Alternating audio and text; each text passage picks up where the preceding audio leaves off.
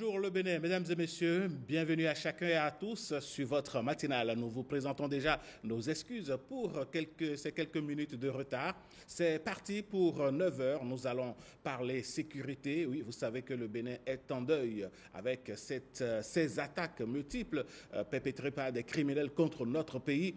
Pendant ce moment, vous voyez certainement des vidéos circuler, vous entendez des audios. En temps de crise, en temps de guerre, comme nous le sommes, comment est-ce que nous pouvons communiquer? Nous allons en parler avec des acteurs qui sont autorisés à nous en parler justement au sein de l'armée, en dehors de l'armée. Comment est-ce qu'il faut mener la communication par les temps qui courent? On va en parler justement. Mais, mesdames, messieurs, avant tout ceci, ça va être les informations d'ici et d'ailleurs. Et Fifame Salomé Atanedi est déjà là. Bonjour. Bonjour Alain, et ce matin. Ça va bien. Comment est-ce que vous avez fêté la Pâques?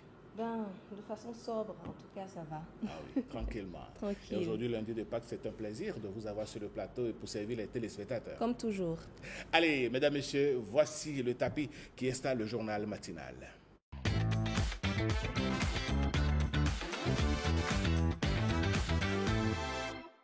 Chers téléspectateurs, bonjour, bienvenue et merci de nous préférer pour vous informer. Démarrons ce journal tout de suite par cette actualité. Vous le savez, hier, c'était une journée de célébration.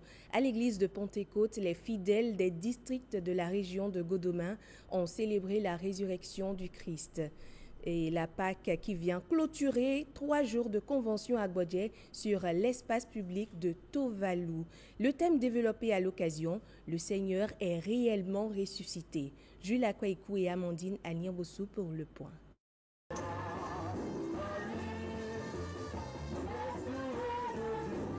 En ce dimanche de Pâques, les fidèles de l'église de Pentecôte, région de Godomin, célèbrent dans la joie la résurrection du Christ.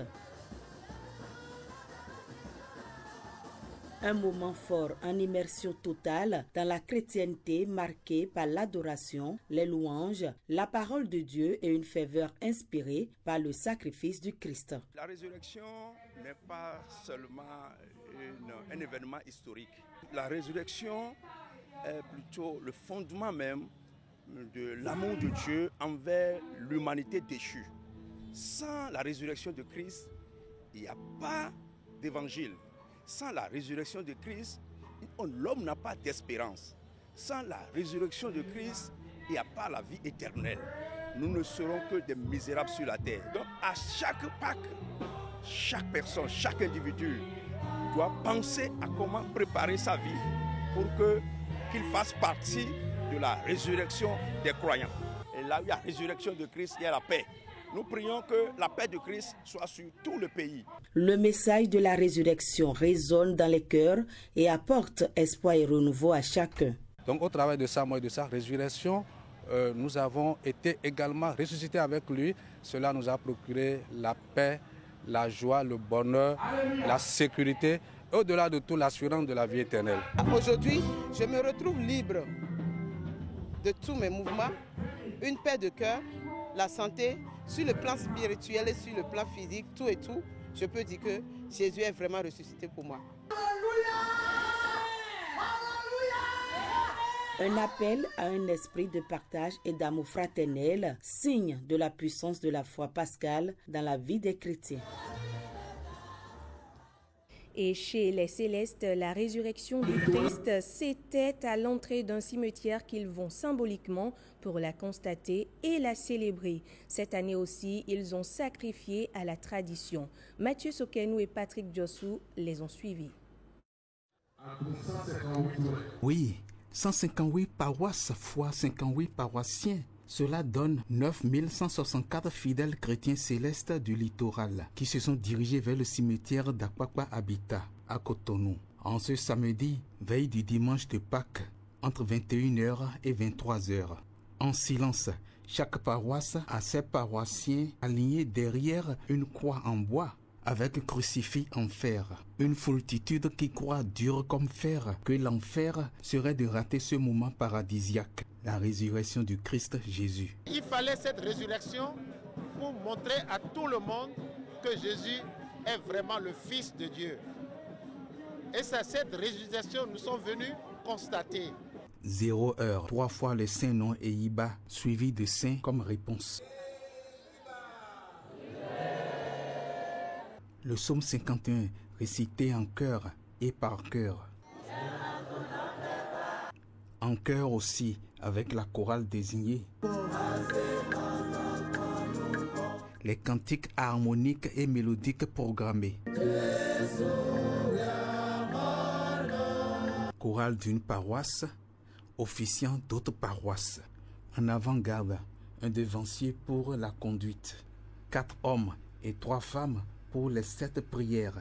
En arrière-garde, une devancière pour la clôture. Et le pasteur bénit l'assemblée en ce jour joyeux. Aujourd'hui, nous voici encore ici pour célébrer cet événement-là. Aussi longtemps que nous serons sur la terre des vivants, pour que l'Éternel Dieu soit toujours avec nous. 7 Alléluia dans les 4 coins cardinaux. Chaque fidèle rentre avec sa chorale en harmonie mélodieuse moderne ou en mélodie harmonieuse traditionnelle.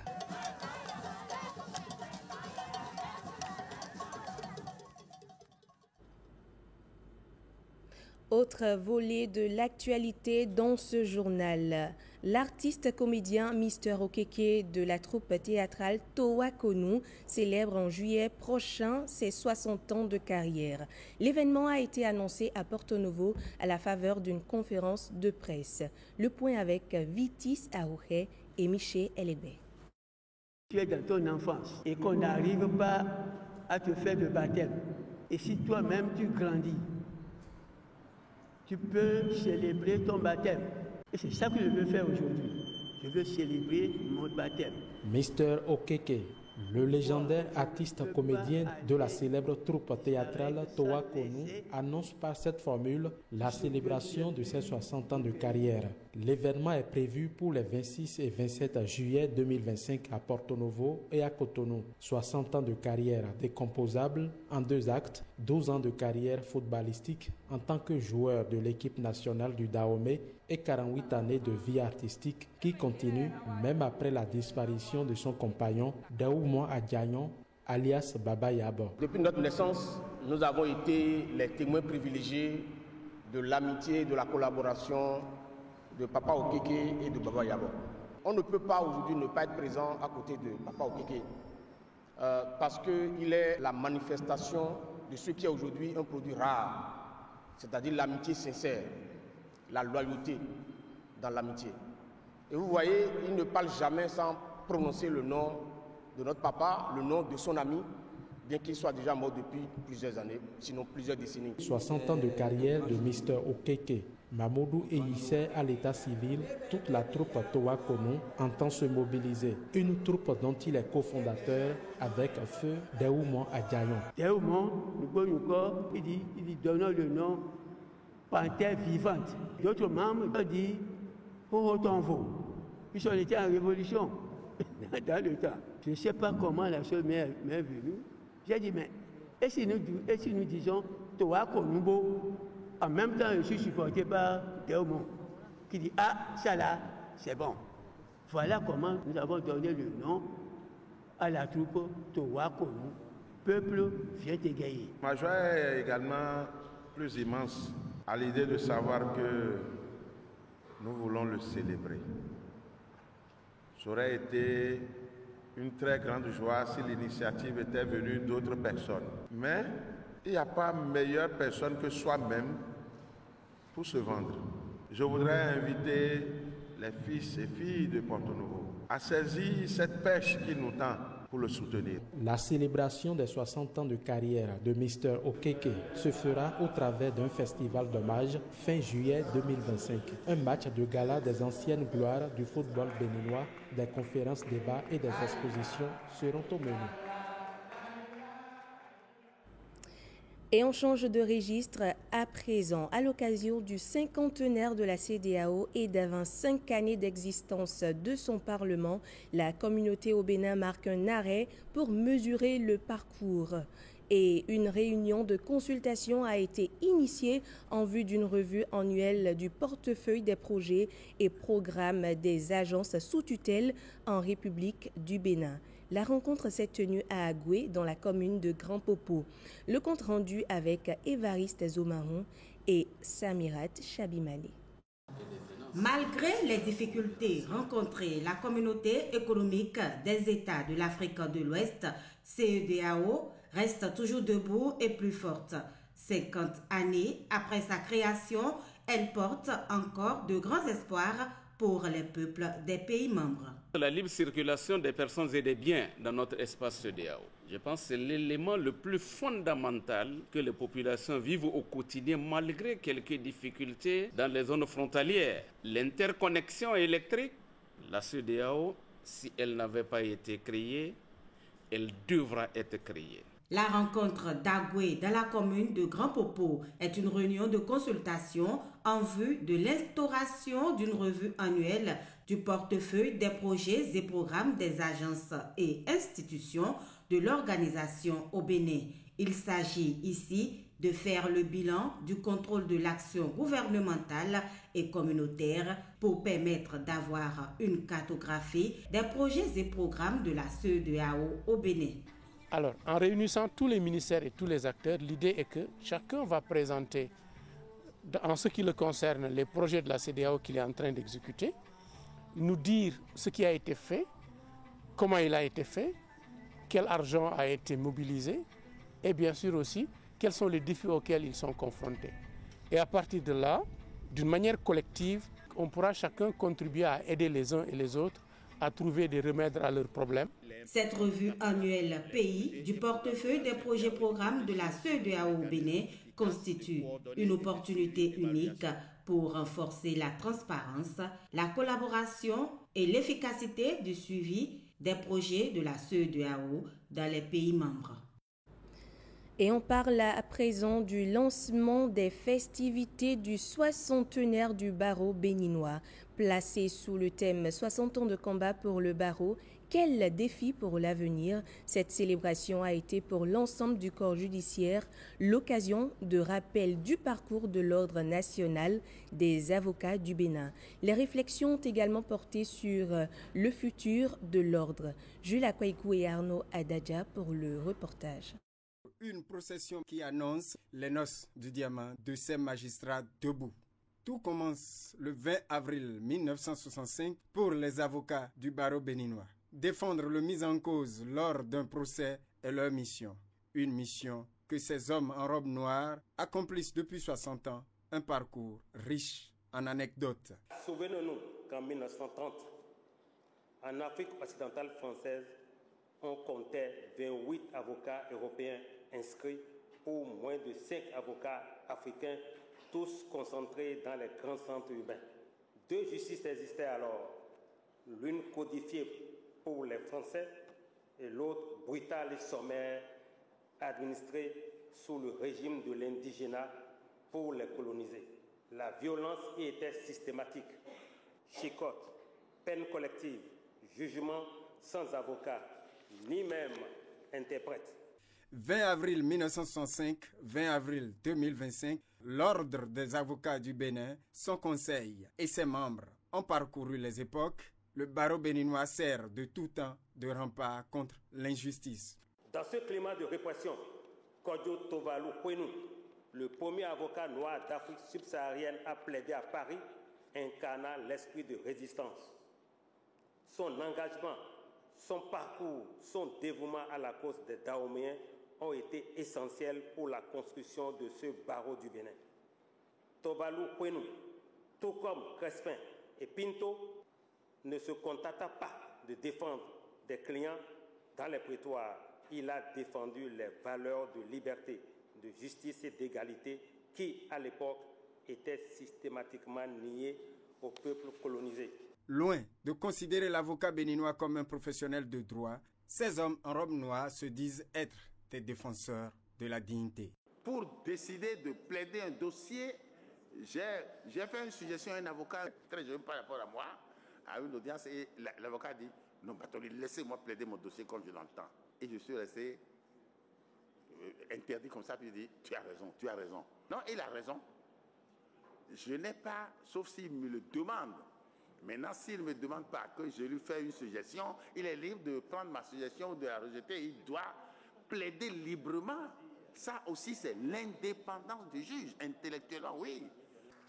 Plusieurs activités sont prévues au profit de ce soixantenaire du barreau béninois, entre autres des activités scientifiques, des consultations gratuites échelonnées sur toute l'année, un match de football et une soirée gala.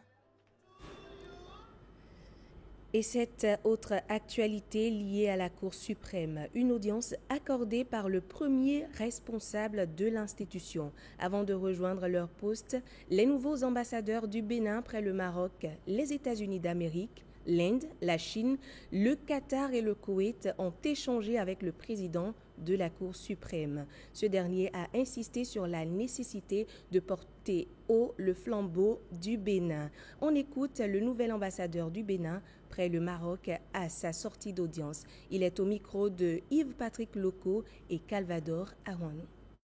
Nous avons passé en revue l'agenda de la coopération de la Cour suprême avec les institutions similaires existant dans les pays dans lesquels nous sommes accrédités. Et puis, nous avons fait un peu l'examen des opportunités et des perspectives de coopération pour lesquelles le président de la Cour suprême a souhaité l'accompagnement de nos différentes missions diplomatiques. Mais nous retenons essentiellement une recommandation forte du président de la Cour suprême, celle de bonifier les grands efforts, les grands progrès qui sont observés aujourd'hui dans notre pays, le Bénin, à l'extérieur où nous représentons le Bénin. Et nous nous y emploierons. Tournée de vulgarisation et de sensibilisation autour des efforts du gouvernement béninois en matière de protection sociale et de promotion du capital humain. Dans le département de l'Aliborie, la ministre conseillère aux affaires sociales et au travail était face aux populations de Kandi et de Banikwara. Judikaël Aénan et Ousmane Baparapé pour le point. Avant l'arrivée du projet SWED, difficilement les parents arrivent à satisfaire nos besoins scolaires. Ce temps est révolu grâce aux nombreuses opportunités. À Kandi, élèves, artisans, toutes catégories socio-professionnelles témoignent leur reconnaissance. À leur côté, la première autorité communale venue en appui, la ministre conseillère aux affaires sociales et au travail face à ses bénéficiaires directs des actions du gouvernement rassure davantage. Le président Patrice Talon, à travers les actions et réformes engagées, a mis un cap, a posé des bases solides pour l'inclusion sociale, l'autonomisation et la protection des femmes et des filles. Donc aujourd'hui, ces transferts monétaires maintiennent ces filles-là à l'école. Il y a le programme Besoké. C'est Segbana qui a été choisi comme commune pilote. Le cap est mis enfin sur Banikwara, dernière étape du périple pour le même exercice. Moi, je fais le maraîchage. Nous avions bénéficié de beaucoup de choses. Par exemple, on a eu des arrosoirs, des bourrettes, en tout cas tout ce qu'il faut pour faire le maraîchage. Celles qui font les transformations ou bien les activités génératives de revenus ont bénéficié aussi de prêts à l'AFIA. Ces populations reconnaissent les efforts consentis par le gouvernement pour la sécurité dans cette zone-là. Aujourd'hui, avec toutes ces actions entreprises, l'inclusion sociale, la protection des filles, qui est une chose effective, j'ai encouragé les mamans à davantage envoyer les filles à l'école et à les maintenir. On ne peut plus dire au Bénin qu'une fille a arrêté l'école par manque de moyens. Il y a eu des doléances qui sont émises et ces doléances seront portées pour que rapidement des solutions soient trouvées. La ministre conseillère aux affaires sociales a rendu des visites de courtoisie aux personnalités morales et religieuses. Et le ministre conseiller à l'agriculture était de son côté avec les acteurs du monde agricole dans le Mono. Il a pu se rendre compte de l'impact positif du volet agricole du programme d'action du gouvernement dans ce département. Les échanges qui ont eu lieu à la préfecture à Lokossa ont connu la présence de certains élus locaux. Évariste Zomaron et Samiret Chabimane pour le point. Sakakina Biogera a pu se rendre compte de l'impact positif de la vision du président Talon pour les acteurs du monde agricole. Notre juridiction administrative a bénéficié de plusieurs projets dans le secteur de l'agriculture, de l'élevage et de la pêche. Beaucoup d'intensification sur le terrain. L'objectif aussi est de mettre fin à ces interrogations et surtout d'apporter la bonne information. Le Mono, ce département qui se construit selon les humeurs du fleuve qui en porte le nom, mérite une attention particulière. Des retenues d'eau pourraient être un atout pour le développement d'activités de contre-saison. La commune balnéaire de Grand Popo fait également face à certaines réalités. Grand Popo, en fait, se démarque en tant que première commune sur les 77 communes par rapport à la production maraîchère. Nous attendons le port de pêche qui nous a été proposé. Nous avons parlé de comment aider les agriculteurs à pouvoir s'en sortir par la politique de résilience et d'adaptation durant les déferlements d'eau. Que ce soit les agriculteurs, que ce soit les pêcheurs, que ce soit les maraîchers, toutes les spéculations que nous avons au Bénin. C'est faire le point des acquis que nous avons eu dans le domaine agricole, comment améliorer les rendements, comment leur donner l'accès au crédit, au financement. Il y a beaucoup d'initiatives innovantes qui ont été faites dans le secteur agricole. Les ambitions ont été aussi révélées dans le domaine agricole. Dans le Mono, le ministre conseiller Sakakina Biogera a trouvé des ambassadeurs agricoles prêts à propager les réalisations du programme d'action du gouvernement dans le secteur agricole. Et c'est tout pour le bulletin d'information de ce jour. Merci et excellente semaine à tous. Merci à vous, Salomé Fifame Ataledi, pour cette belle présentation. On va se retrouver certainement demain par la grâce de Dieu. Amen. Pour l'instant, vous ne continuez pas à fêter la Pâque, ça? Tranquillement, bon, si la rédaction ne nous charge pas trop. Allez, moi j'y reste jusqu'à 9h.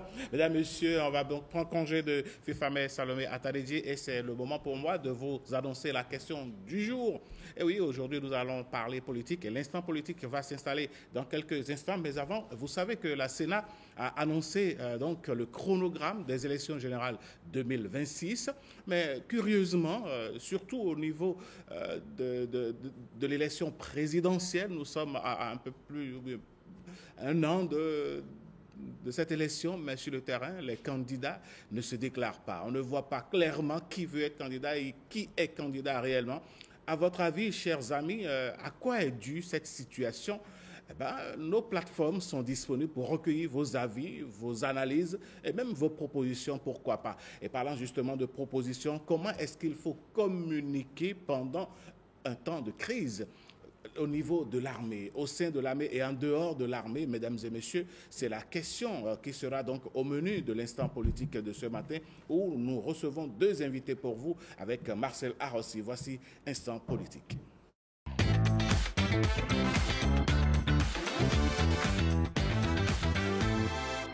Instant politique, mes invités se mettent en place avec Marcel Arossi qui va les recevoir. Marcel Arossi, bonjour. Alain, bonjour. Bonjour à tous. Bienvenue donc dans cet instant, dans un monde où l'information circule à une vitesse fulgurante, où les opinions se façonnent autant dans les médias que sur les réseaux sociaux. La guerre ne se mène plus uniquement sur les champs de bataille, vous le savez très bien. Elle s'étend désormais au terrain tout aussi stratégique de la communication en Afrique et notamment au Bénin. Les armées doivent faire face à une double exigence, remplir leur mission de défense tout en maîtrisant leur image, leur récit, leur voix, pourquoi pas. Entre devoirs de réserve, impératifs opérationnels et besoin de transparence, les armées africaines sont à un tournant. Quelle stratégie adopter pour informer sans dévoiler?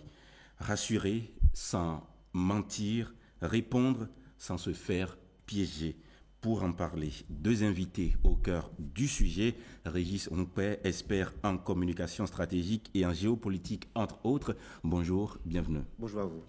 Et à côté, le colonel Ebenezer Onfoga, porte-parole de l'état-major général des forces armées béninoises. Bonjour, bienvenue. Bonjour. Je commence tout de suite avec vous.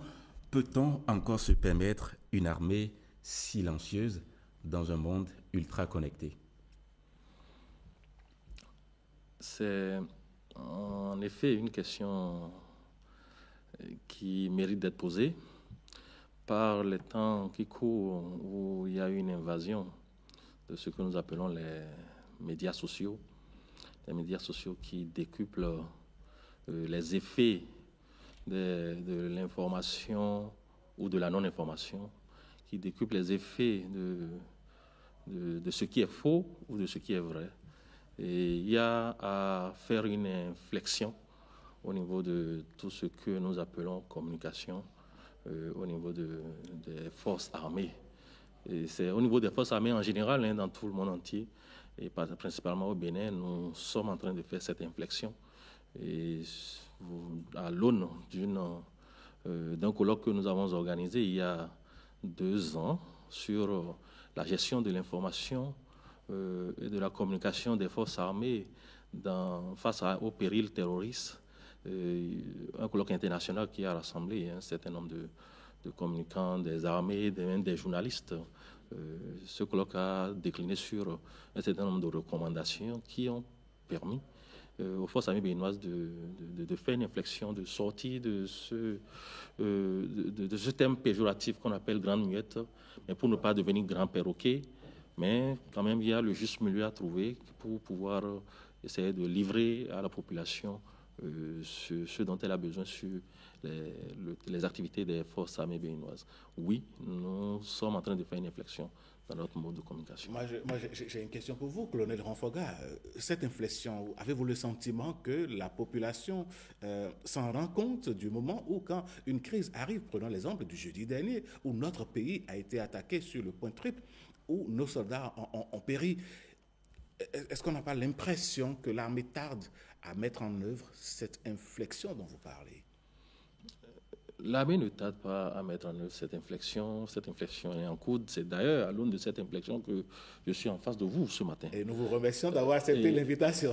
Oui. Et il y a à dissocier l'émotion qu'engendre le fait terroriste et décuplé par les médias sociaux et les médias traditionnels, et la réussite de nos opérations. La réussite de nos opérations est à dissocier de cette émotion. Et quand nous sommes engagés dans cette réussite, évidemment, nous avons le devoir de sécuriser les opérations. Et quand on se lance dans cette posture, il y a à savoir distiller l'information nécessaire, l'information vraie, nécessaire, en temps et en sachant rapporter cela à ce qui se fait sur le terrain.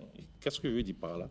Depuis le jeudi, nous faisons des ratissages, nous faisons de la contre-attaque, et il n'est pas question pour nous de livrer à toute la population ce qui se fait, puisque quand vous dites quelque chose, aujourd'hui, ça se décuple. Même l'ennemi terroriste s'informe sur ce que nous, qui sommes ses adversaires, nous disons. Donc, nous avons le devoir, en fait, de garder quand même un peu discret ce qui se passe sur le terrain. Et c'est ça qui fait que, face à la nécessité de célérité des journalistes, ce dont vous avez besoin, nous avons à distiller, apprendre la bonne mesure et à savoir distiller l'information qu'il faut pour pouvoir continuer la réussite de nos opérations. Alors, M. Régis Ompé, à vous, à présent, pourquoi la communication militaire est-elle devenue aujourd'hui un impératif stratégique? Je dirais qu'elle est plus que nécessaire. Le contexte, vous l'avez rappelé, de jeudi dernier, qui est un contexte qui nous étreint tous, qui bouleverse nos émotions et qui, dans certaines familles aujourd'hui au Bénin, a créé stupeur et détresse. La communication des armées, effectivement, et vous l'avez rappelé en prélude, elle vient aussi rassurer les opinions publiques. Il est très important que les opinions publiques au Bénin et au-delà parce qu'il ne s'agit pas que du Bénin, il s'agit aussi, nous sommes dans une crise, je dirais, multi-pays, voire globale, voire planétaire. Il est important effectivement que nos armées s'approprient l'outil communicationnel, mais en suivant leur propre agenda. Il ne sert à rien, et le colonel sera d'accord avec moi, de se greffer sur l'agenda stratégique et communicationnel donc des adversaires et des ennemis. Effectivement, il y a une chose qui est certaine, toutes les fois, et vous l'avez bien dit, avec la viralité des réseaux sociaux, on peut se rendre compte qu'on voit des images, on voit des vidéos qui choquent et qui interpellent. Et donc, par définition, nos émotions font que rapidement, humainement, tripalement, nous avons envie de réagir et parfois même d'interpeller ceux qui sont censés faire la sécurité dans ce pays, les forces de défense et de sécurité, qui font un travail qui est extrêmement compliqué, mais qui le font, je dirais, avec vaillance et courage.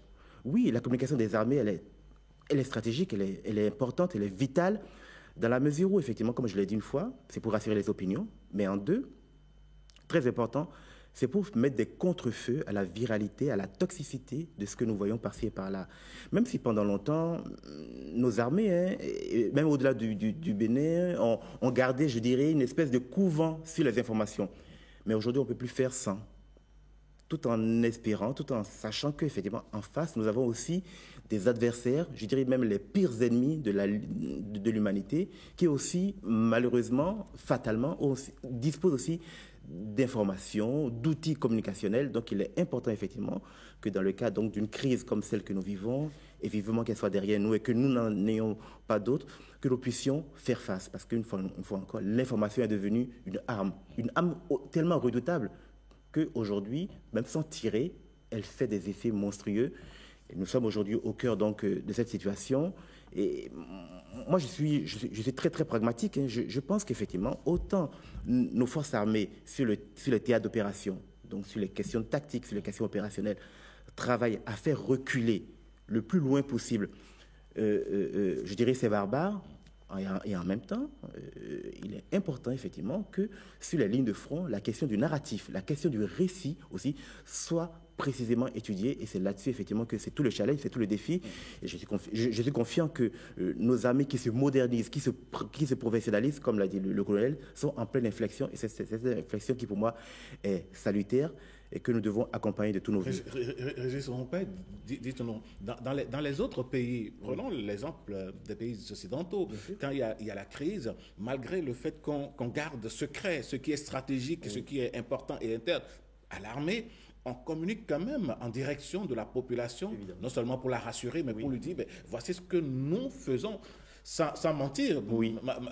Mon collègue l'a dit tout à l'heure, oui. Comment informer sans mentir, comment informer sans divulguer. Oui. Est-ce que l'armée béninoise ne pourrait pas aller sur ce terrain-là également, au-delà de toutes les émotions? Bien sûr, ne pas tout dire, c'est pas mentir. Ne pas tout dire, c'est pas mentir. Et vous rappelez, il y a des exemples qui sont des exemples illustratifs, je dirais, de la modernité de la communication des armées ou de la communication stratégique qu'on peut retrouver dans certaines armées en Europe et essentiellement dans les pays occidentaux. Le vrai sujet, effectivement, toutes les fois qu'il y a eu des attentats terroristes, par exemple, prenons en France, en Grande-Bretagne, même aux États-Unis, il y a toujours un premier effet de surprise. On n'est jamais préparé à ça. Les Américains, aujourd'hui, effectivement, sont peut-être passés maîtres dans l'art de vaincre le terrorisme sur les aspects, je dirais, tactiques et opérationnels. Mais ici, il y a un aspect aujourd'hui et qui est totalement déroutant pour n'importe quelle armée dans le monde, c'est l'art. Je dirais, c'est le théâtre d'opération communicationnelle. Et donc, oui, effectivement, ils y arrivent parce qu'effectivement, rapidement, il y a une cellule de crise qui est accompagnée, effectivement, donc, je dirais, d'homologues donc, du colonel Rofoga et de spécialistes de la communication de crise qui arrivent dans la minute, je dirais, en même temps, à adresser un message. Mais ce message, il est à la fois adressé aux populations, mais aussi à ceux qui... aux ennemis. Aux ennemis. Tout le monde est au courant. Tout le monde est au courant. Mais tout ça rentre dans la modernité, dans la professionnalisation donc, de nos armées. L'armée béninoise, effectivement, est-ce qu'elle doit s'adapter? Bien sûr, elle est en pleine adaptation, elle est en pleine professionnalisation, mais aussi, elle doit tenir compte de ses propres réalités socio-culturelles. Il ne sert à rien, si vous voulez, de prendre des plans de communication de ce qui marche en Europe ou en Asie ou en Amérique et de vouloir le dupliquer sur le territoire béninois par rapport à nos réalités. Nous avons des réalités socio-culturelles. témoignage. Par rapport à ce qui s'est passé jeudi dernier, il y a aussi un message qu'on doit envoyer à nos compatriotes qui ont vécu ça, dans leur chair, qui parfois, effectivement, se disent que la région dans laquelle ils sont, le village dans lequel ils parcourent, il y a des risques qui sont des risques imminents, des risques du quotidien. Donc, il y a un discours, effectivement, qui doit être tenu. C'est pour ça que je me dis, la communication, effectivement, il y a peut-être des plans généraux, mais elle doit aussi s'adapter en fonction de nos réalités socioculturelles et surtout de l'agenda de l'état-major et du gouvernement béninois. Il ne sert à rien de mettre des contre-feux parce que nous avons des ennemis qui ont tout fait, je dirais, avec un enthousiasme qui pour moi est morbide et délétère, de diffuser des informations pour atteindre notre morale. Notre morale, il est atteint, mais nous devons continuer à rester debout. Et quand elle part pour tout le monde, l'information. Oui. Colonel, voyez-vous la communication comme une arme forte aussi? La communication est une arme forte. D'ailleurs, c'est pour toute armée une fonction opérationnelle. Nous faisons des opérations, nous mettons en place aussi notre système de communication pour pouvoir rendre plus efficaces nos opérations. Ça fait partie des fonctions opérationnelles en fait de toute armée.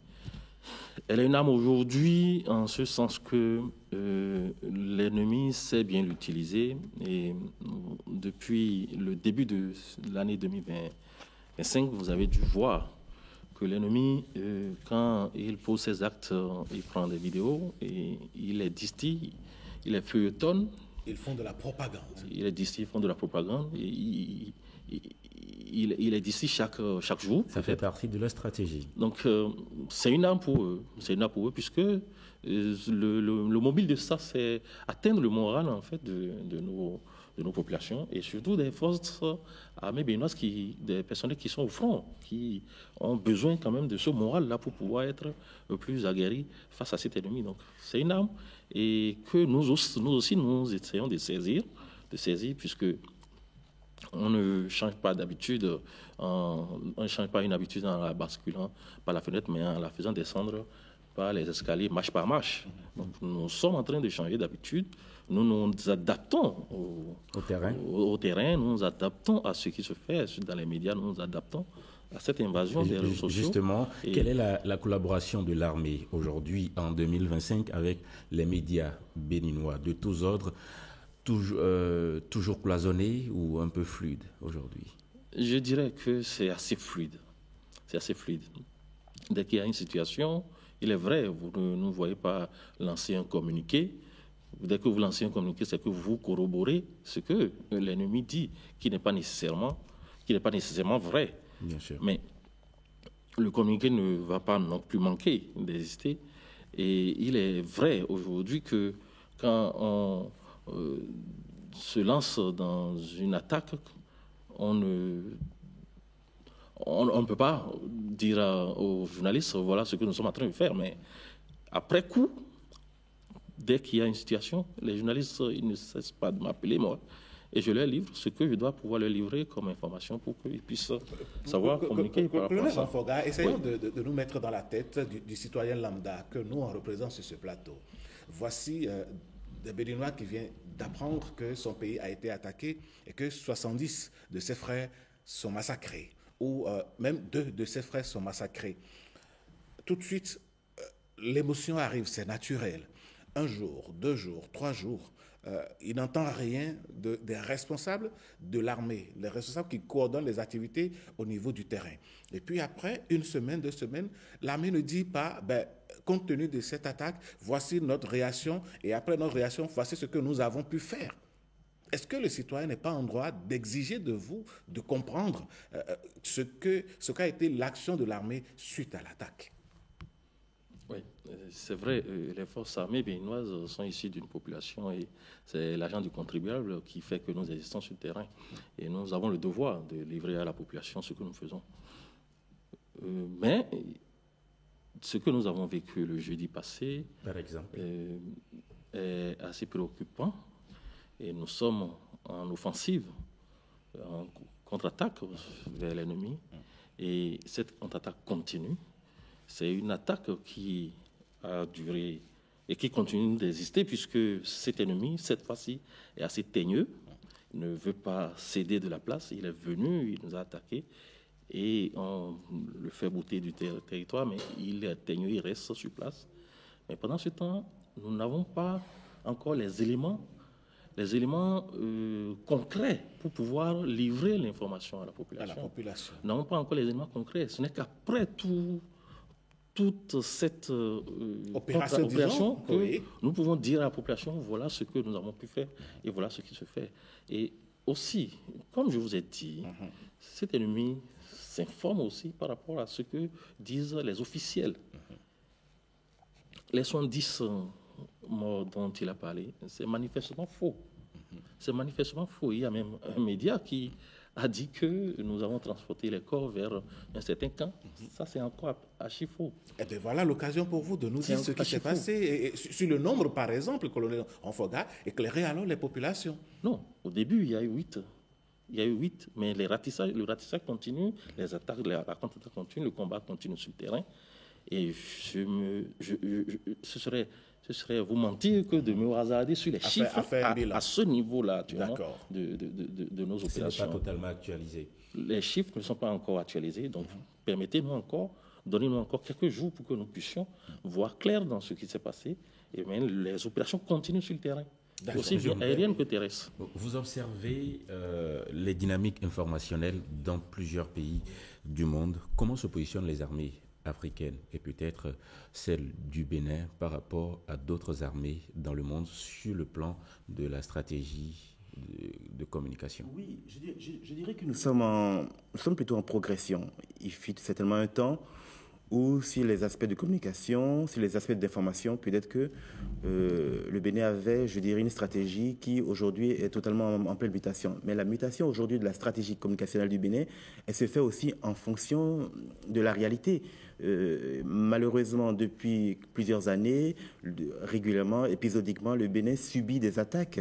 Et donc, en fonction donc, de ce nouvel élément, le Bénin est tenu et obligé de s'adapter. Généralement, je dirais les armées qui ont peut-être devant nous, je dirais, un point d'attention beaucoup plus favorable, c'est peut-être les armées sahéliennes, Burkina, Mali, Niger, parce que ces armées, on le sait très bien, ont subi à plusieurs reprises,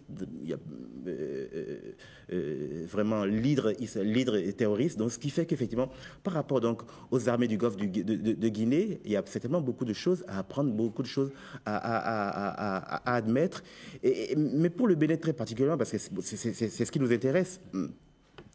Je pense que nous sommes, je crois, et c'est une certitude, nous sommes en progression. La belle preuve, l'École nationale supérieure des armées, où j'ai le privilège d'enseigner un module, ils ont lancé cette année un module en communication des armées. Parce que, effectivement, la situation aujourd'hui exige donc que nos armées, nos états-majors puissent évidemment être dotés, je dirais, d'une stratégie narrative, parce que aussi la question du narratif, la question du récit. On a vu faire les armées sahéliennes, effectivement, qui ont, je dirais, un terrain d'avance sur nous, mais le terrain d'avance qu'ils ont sur nous, c'est pas tant sur la communication, c'est malheureusement parce que ils ont été ces premiers pays à être attaqués par le terrorisme. Les Algériens le diront mieux que nous, les Libyens, et ainsi de suite, si on remonte, et peut-être même les Européens un peu plus. Donc aujourd'hui, effectivement, les armées du Golfe de Guinée, et très particulièrement celle qui nous concerne, donc qui est l'armée béninoise, aujourd'hui, elle est, je dirais, à la croisée des chemins, à la fois dans l'apprentissage, mais en accéléré. Il n'y a plus le temps, effectivement, même si, effectivement, il y a un module de formation à l'ENSA, et je pense que c'est un premier jalon qui est posé donc, dans la mise en place d'une stratégie, mais ce qui est encore plus important, c'est que au cœur de nos armées, effectivement, que sur cette question de communication de crise, et dans ces contextes que vous rappelez, que nous puissions disposer, effectivement, donc, des meilleurs outils, parce que la riposte, elle est narrative aussi. Régis Rompuy, vous l'avez évoqué, vous avez évoqué les pays de l'AES, oui.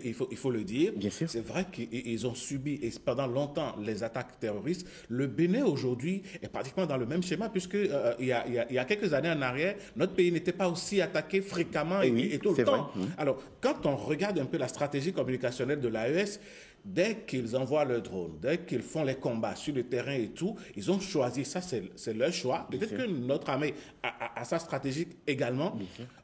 à la télévision nationale burkinabé, nigérienne ou malienne, on voit un peu comment est-ce que les combats se mènent. On voit, les images sont là, les réseaux sociaux sont mis à contribution et la population se rend compte que dans tel coin, il y a des terroristes qui viennent de massacrer nos parents, mais la réponse de l'armée a été fulgurante, ainsi de suite. Qu'est-ce qui empêche l'armée béninoise d'adopter une telle stratégie? Non, nous ne pouvons pas adopter cette stratégie dans la mesure où nous ne vivons pas exactement les mêmes situations, même si par définition, nous sommes tous attaqués par des groupes armés terroristes, d'où qu'ils viennent, quels qu'ils soient, et peu importe la dénomination qui est la leur. Mais il faut aussi rappeler que derrière les campagnes de communication qu'on peut retrouver dans les pays de l'AES, il y a aussi une communication qui est très interne et qui est très nationale, qui est même une communication politique, parce que, rappelez-le, ces pays aujourd'hui sont dirigés par des pouvoirs militaires et qui ont besoin, qui sont en attente constante de surcroît de légitimité. Donc, en fait, ces pays, effectivement, qui ont changé donc, de main, qui sont passés de régime civil à des régimes militaires, ont besoin de justifier effectivement, s'ils sont là aussi, c'est aussi pour des raisons, c'est possible des questions sécuritaires. Et donc, cela, à partir, je dirais, c'est un prolongement de l'armée, en fait, qui rentre, je dirais, dans les us et coutumes, donc de la présidence de la République, des ministères donc, de ces pays. Non, le Bénin, effectivement, nous avons notre stratégie, il y a la stratégie, effectivement, dont parle le colonel Ronfoga. Mais ce qui est vrai, ce qui est certain, c'est que au bout du processus, ce qui est très important, pour les armées, pour l'armée béninoise et pour les opinions publiques béninoises, c'est que nous puissions faire reculer le plus loin possible ces groupes armés terroristes, à la fois sur les aspects opérationnels et tactiques, et aussi sur les aspects de communication et d'information. Donc je pense que oui, nous devons réfléchir, et c'est tellement le cas déjà, à une stratégie qui nous appartient, qui s'inspire vraiment de nos propres réalités. Il n'est pas dit que ce qui se passe ailleurs ne doit pas nous inspirer, parce qu'effectivement, ils ont vécu des choses, des drames. Il y a aussi une façon, je dirais, il y a certainement un mode opératoire aussi qui peut, que nous pouvons regarder. Il ne sert à rien de mépriser ou de snober ce qui se passe ailleurs. Mais l'idée, effectivement, c'est de se dire, effectivement, avec ces acquis, comment nous, armée béninoise, comment communicants béninois, comment vous, médias, parce qu'il y a aussi une part qui est très, très importante, hein, les médias, que ce soit les médias classiques, les médias traditionnels, ou même les médias sociaux, la façon dont nous avons tous spécifiquement et collectivement de faire face à cet ennemi qui est invisible, hein, enfin qui est invisible jusqu'au moment où malheureusement on le retrouve dans nos casernes, dans nos populations et à nos frontières. Donc oui, notre stratégie, elle peut regarder ce qui se passe ailleurs, elle peut s'inspirer de ce qui se passe ailleurs, mais elle doit intimement, intrinsèquement être fondée sur nos réalités et nos réalités. Vous avez évoqué le récit, le narratif, oui. Dans la communication. On parle souvent de guerre de l'information. Quels sont les risques concrets pour un pays comme le Bénin si l'armée ne contrôle pas son récit? Si l'armée ne contrôle pas son récit, elle fera faire dire à d'autres la façon dont les événements se sont passés. Une armée qui ne parle pas, une armée qui est silencieuse, est une armée vulnérable. Mais ce n'est pas une raison pour que notre armée, comme le dit le colonel Ronfoga, doive devenir un grand perroquet qui parle à tout va, juste parce qu'effectivement, il faut contenter des opinions. Mais effectivement, une armée qui ne parle pas, une armée qui reste en deçà donc, de ce qui s'est passé, elle laisse d'autres acteurs faire son narratif, avec leur propre agenda, avec leurs propres motifs. Et finalement, la seule information que nous aurons à retenir, c'est l'information des médias sociaux. Donc, nous remercions d'ailleurs l'armée d'avoir accepté d'être présente sur ce plateau ce matin. Puisque là, par exemple, lorsque le colonel parlait, le chiffre de 70 est maintenant, on sait qu'il y a une grosse marge d'erreur là-dedans. Effectivement. Donc, c'est pour ça, je dirais ceux d'en face, et vivement, qui quittent notre champ de vision, peuvent annoncer les chiffres qu'ils veulent. Parce que plus ils sont, je dirais, dans une polémique exponentielle, plus ça leur permet de légitimer leur attitude et leur stratégie, et aussi de démontrer que sur le terrain, c'est eux qui dominent. Et donc, effectivement, c'est la question de la domination de l'information, de l'hégémonie de l'information et du narratif. Nous devons, nous, être en première ligne. Parce qu'effectivement, aujourd'hui, la guerre, elle est devenue hybride. Hein. Il y a la guerre des mots, la guerre des récits, la guerre des narratifs. Et puis aussi, il y a aussi... la guerre de l'image. Il y a la guerre de l'image. Colonel, vous l'avez relevé encore sur ce plateau. Face à la désinformation, aux intoxications, si vous voulez, quels sont les mécanismes que vous mettez en place pour y agir efficacement? Face à la désinformation et à l'intoxication, nous utilisons des organes de presse crédibles auxquels nous livrons la vraie information, qui essaient de les relayer sur la place publique. Et c'est ce que nous faisons pour le moment et nous comptons densifier cela et passer de manière beaucoup plus officielle à ce mode de fonctionnement. Maintenant, il faut quand même que je puisse revenir un peu sur la communication que font nos amis de l'AES. Comme l'a dit M. Ompé, cette communication est beaucoup plus orientée politique. Il faut le savoir. Il faut le savoir et ça ne répond pas nécessairement positivement à la réussite des opérations sur le terrain. Et si la finalité, c'est la réussite des opérations sur le terrain, c'est qu'on devrait quand même se convaincre de ce que, le sud, la partie méridionale de tous ces pays est totalement sécurisée. Mais quand vous voyez les attaques que nous subissons, c'est les attaques au niveau c'est à quel niveau du pays? C'est au niveau de nos frontières. C'est au niveau de nos frontières. Ce n'est pas un ennemi qui se renforce à l'intérieur du Bénin pour aller attaquer l'opposition. Cet ennemi quitte la partie méridionale, justement, de nos voisins pour venir nous attaquer. Et ça veut dire que cette partie méridionale est délaissée. Cette partie méridionale n'est pas sécurisée. Cette partie méridionale est devenue un sanctuaire de terroristes. Et ce sanctuaire de terroristes, c'est ça qui favorise en fait les attaques que nous subissons. Qu'on se dise la vérité. C'est ça qui favorise les attaques que nous subissons. Et quand on rapporte cela à leur communication, est-ce que leur communication arrive vraiment à sécuriser le territoire? C'est qu'il y a quand même un vrai gap par rapport à la nécessité de réussir des opérations et la communication à tout va qu'ils font. C'est vrai, aujourd'hui, ils sont adoubés sur les réseaux sociaux. Mais bon, les résultats sur le terrain ne sont pas comme le disent les réseaux sociaux. Ça, on se dise des vérités. Pour ce qui est justement de la communication de l'ennemi, l'ennemi a ventilé qu'il a tué 70 Béninois. Je l'ai dit tout à l'heure, c'est faux, mais il a manqué de dire combien on en a tué. Il y a des vidéos, d'autres vidéos de l'ennemi que nous avons vues. C'est justement là qu'on attend la cellule de communication de l'armée. Si l'information n'est pas automatique, le public n'entend que ce que les criminels ventilent, justement. Oui, ça va se faire.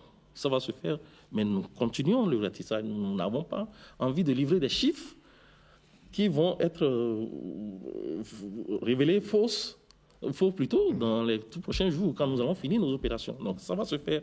Mais je veux dire en fait que l'ennemi ne communique pas sur le nombre de personnes qu'on tue. Nos soldats qui sont au front, ce sont de vaillants soldats. Et ils ne restent pas les bras croisés quand l'ennemi arrive. Oui, nous en avons tué un certain nombre. Nous en avons tué véritablement. Et ils ont pris leur corps, qu'ils mettent dans des véhicules, qu'ils amènent et qu'ils repartent avec. C'est ça leur stratégie. Donc, alors, qu'est-ce qu'il faut faire aujourd'hui, colonel Ronfoga, pour que les frontières ne soient plus des espaces où ces barbaries se déroulent? Oui, nous avons l'obligation de sécuriser tout le territoire national. Et c'est pour cela que le credo des autorités politiques communautaires est de ne laisser aucun centimètre carré du territoire à l'ennemi. C'est ça qui fait que nous sommes sur nos frontières. Mais si, par la force des choses, de l'autre côté de la frontière, l'ennemi, il n'y a pas de répondant, c'est que c'est difficile pour nous. Mais nous avons besoin des moyens. Nous avons besoin de moyens et nous, le pays est en train de se doter d'un certain nombre de moyens déjà, puisque en 2023, nous avons quand même eu beaucoup de moyens aériens. Nous avons besoin de beaucoup plus de moyens. Et ça se fait, et les autorités sont en train de se mettre en œuvre pour pouvoir nous offrir ces moyens, pour pouvoir anticiper sur les actions, puisque la lutte contre un ennemi terroriste, ce n'est pas une lutte en réaction, c'est une lutte anticipative. Il faut qu'on anticipe sur les actions de l'ennemi. On recueille le renseignement d'origine humaine, d'origine image et d'origine des signaux. Nous avons besoin de ce type de renseignements pour pouvoir anticiper sur l'action de l'ennemi. Et ça, à la collaboration. Oui. Et en tant que porte-parole de l'armée, comment équilibrez-vous le devoir de réserve militaire avec l'obligation de transparence envers la population? c'est un véritable défi, je vous l'avoue. Oui. C'est un véritable défi. Mais je conçois aussi que cette population à qui on veut livrer l'information, elle a besoin d'être sécurisée. Et quand elle a besoin d'être sécurisée, nous avons à réussir nos opérations. C'est pour cela que nous ne mettons pas en priorité la nécessité ou bien la célérité de l'information. La célérité de l'information, ce n'est pas la priorité pour nous, c'est la réussite de nos opérations qui est la priorité. C'est vrai, et après la réussite des opérations, il va falloir quand même qu'on puisse dire à la population ce que nous faisons, et ça ne saurait tarder. On comprend l'attitude de l'armée, puisqu'on est en face d'une situation qui est présentée comme un couteau à double tranchant.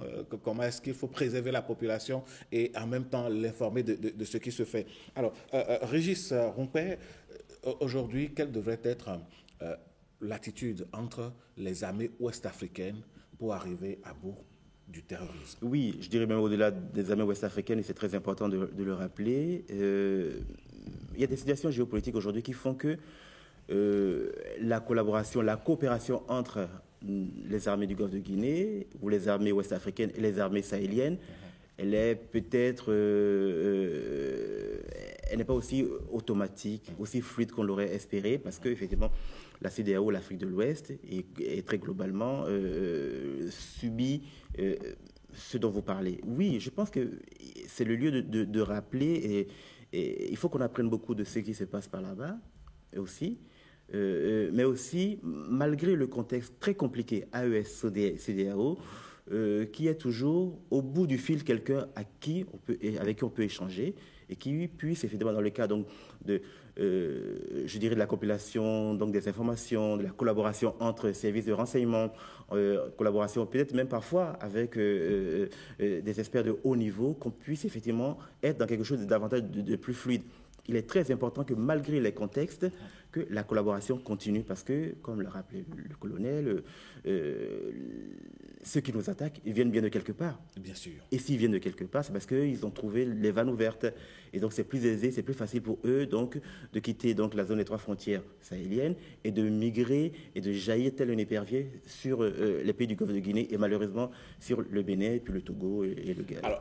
Alors quel travail de collaboration peut-on engager avec les populations, puisque ces individus viennent forcément de quelque part, oui. ils crèchent quelque part, et évidemment, ils s'en vont quelque part. Qu'est-ce qu'il faut faire pour que la population fasse une collaboration avec l'armée? Il y a un exemple qui est très notoire, qui est très notable.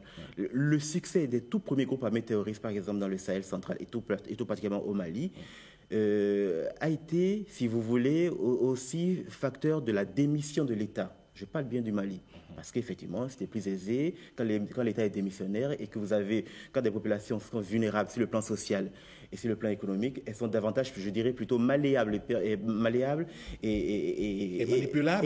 à un discours dissident. Donc parfois, il suffit donc de leur vanter une espèce de prospérité économique, une espèce je dirais, de bien-être social pour qu'elles puissent succomber. Parce que, par exemple, je prends le cas du Mali, il y a eu pendant longtemps l'État démissionnaire. Donc partout où l'État, il n'y a pas de dispensaire, il n'y a pas d'école, il n'y a pas de service de l'État, effectivement, c'est plus aisé. Ce qui n'est pas notre cas à nous.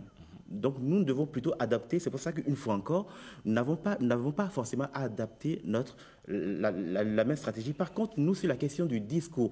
Il ne faut pas qu'effectivement certaines populations, comme on l'a vu dans certains pays, effectivement, soient favorables à un discours, effectivement, qui est un discours anti-pays, anti-gouvernement. Nous, plutôt au Bénin, effectivement, nos populations, le réflexe que nous avons à avoir, la stratégie, c'est de les rassurer, mais il ne faut pas les rassurer juste avec des mots.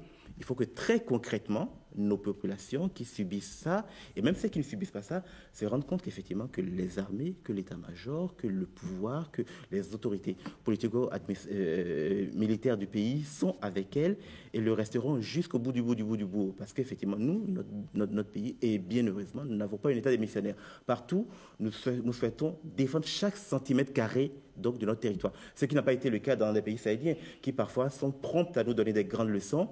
Mais il suffit de regarder des dépêches de lire un peu l'actualité pour remarquer effectivement que même chez eux, parfois, le feu continue de consumer des populations entières.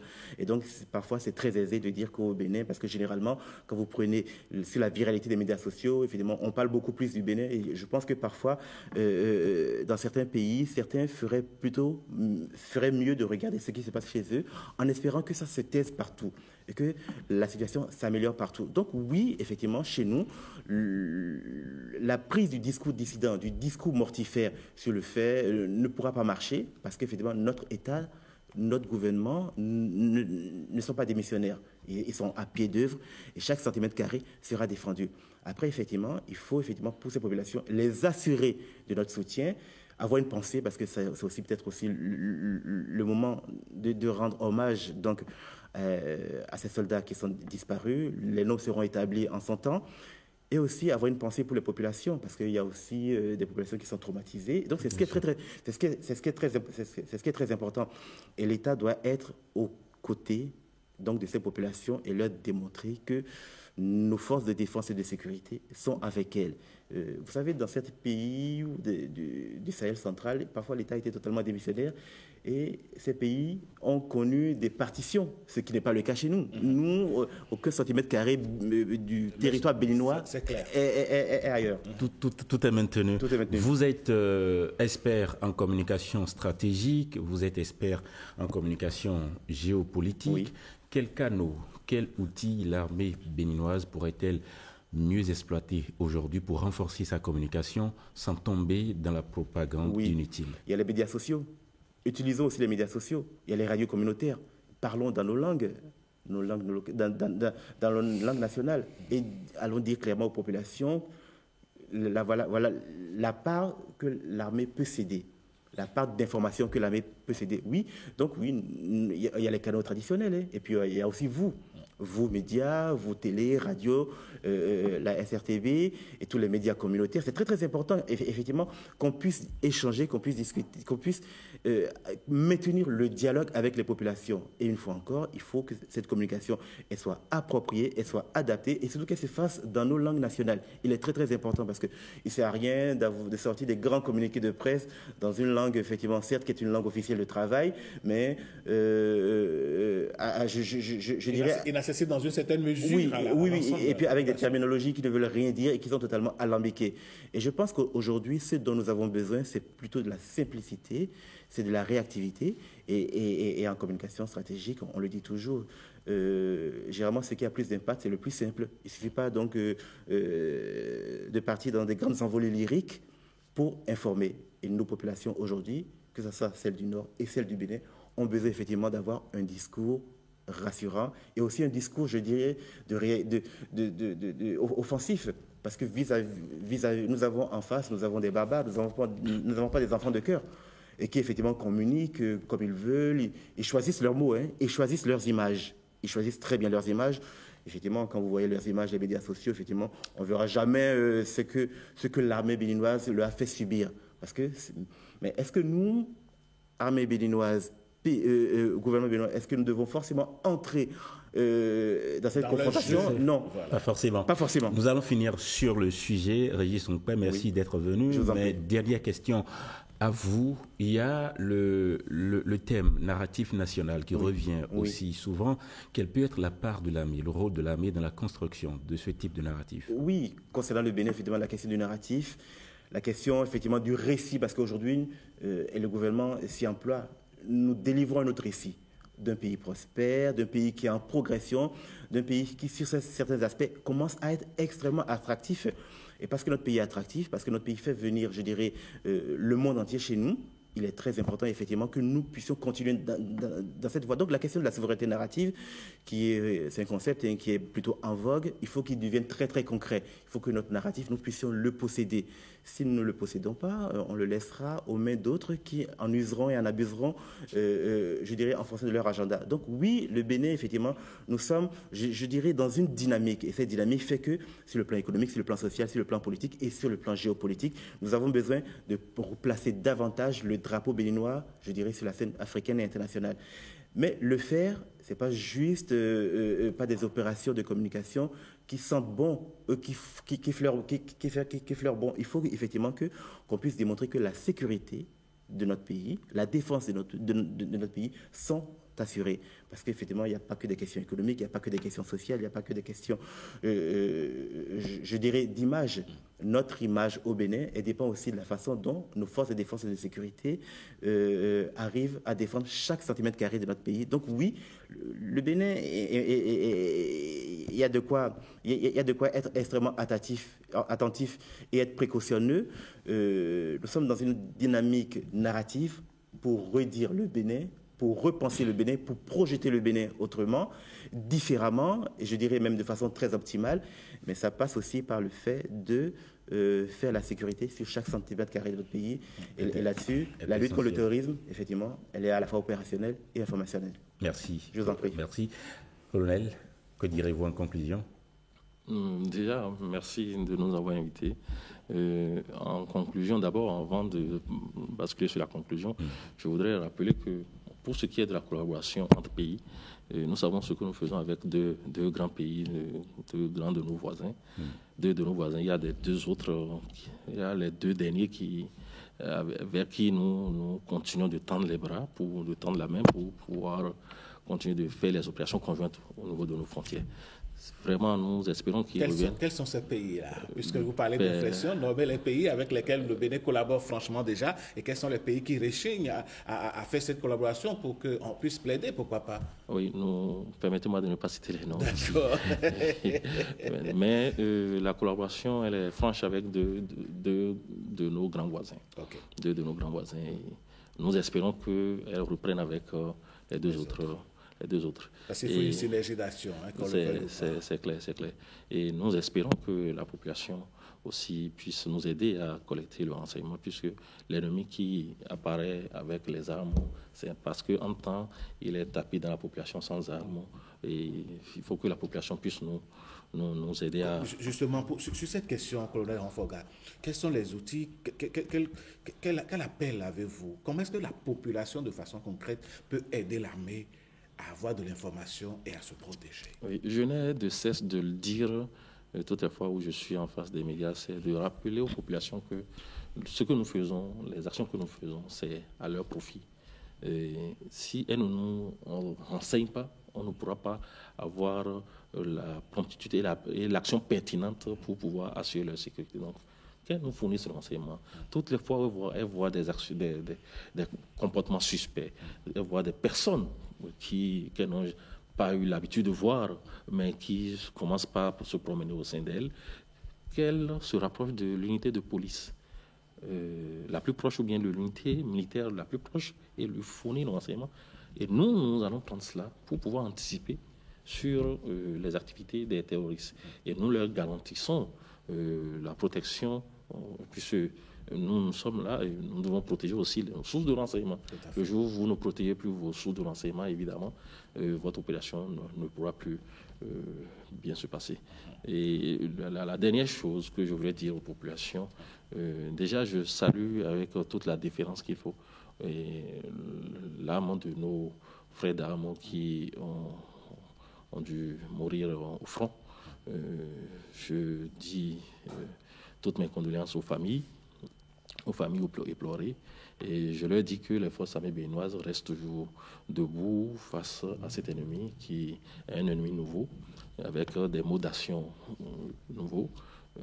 Et nous sommes debout, nous leur garantissons la sécurité et la défense de tout le territoire, comme je l'ai dit, et aucun centimètre carré du territoire ne sera cédé à cet ennemi. Avec l'espoir que nous vous aurons régulièrement sur nos plateaux. Ça se fera. Merci d'être venu à Bonjour le Bénin, c'est désormais ça. Merci, vous êtes porte-parole de l'état-major général des forces armées béninoises et avec le soutien de Régis Onhoupé, expert en communication stratégique et géopolitique. Merci d'être venu à ce plateau. Merci à vous également, Marcel Achossi, d'avoir conduit cet entretien. Mesdames et messieurs, voilà, nous nous inclinons donc devant la mémoire de nos vaillants soldats qui ont été tués sur le front et nous espérons et nous croyons fermement que l'armée dans toute sa globalité se bat sur le terrain et que la victoire appartiendra toujours au peuple béninois qui va réussir à botter dehors ces criminels qui nous attaquent et qui continuent donc de le faire. Pour l'instant, nous allons continuer par servir notre pays, chacun à son poste, chacun de sa position, faire en sorte que le Bénin se porte toujours debout. Si vous pensez qu'un seul centimètre carré sera cédé à l'ennemi, c'est que vous vous leurrez en réalité. Et nous, on ne se leurre pas, on va toujours continuer par faire le débat. Et parlant justement du débat, nous vous l'avons dit, nous sommes pratiquement à 1 an des élections présidentielles. La Sénat a annoncé les couleurs, elle a, dévoilé le chronogramme des élections générales de 2026. Et jusque-là, les candidats ne se prononcent pas. À votre avis, pourquoi est-ce qu'on n'a pas encore véritablement, comme par le passé, des gens qui s'annoncent candidats et qui, sur le terrain, battent déjà en griffe campagne? À quoi cela est-il dû? Eh bien, nous vous avons posé la question et notre plateforme requiert certainement vos avis. Et nous allons justement ouvrir le débat aujourd'hui sur donc, le dévoilement du chronogramme par la Sénat avec mes invités qui seront en plateau et nous allons donc en parler. À votre avis, mesdames, messieurs, le chronogramme des élections générales de 2026 a été dévoilé par la Sénat. Le chronogramme est donc connu, mais à 1 an de la présidentielle, les candidats ne s'affichent pas. Comment est-ce que vous expliquez cette situation? Eh bien, vous pouvez donc nous faire part de vos analyses, de vos avis sur la question, et on va installer le débat matinal.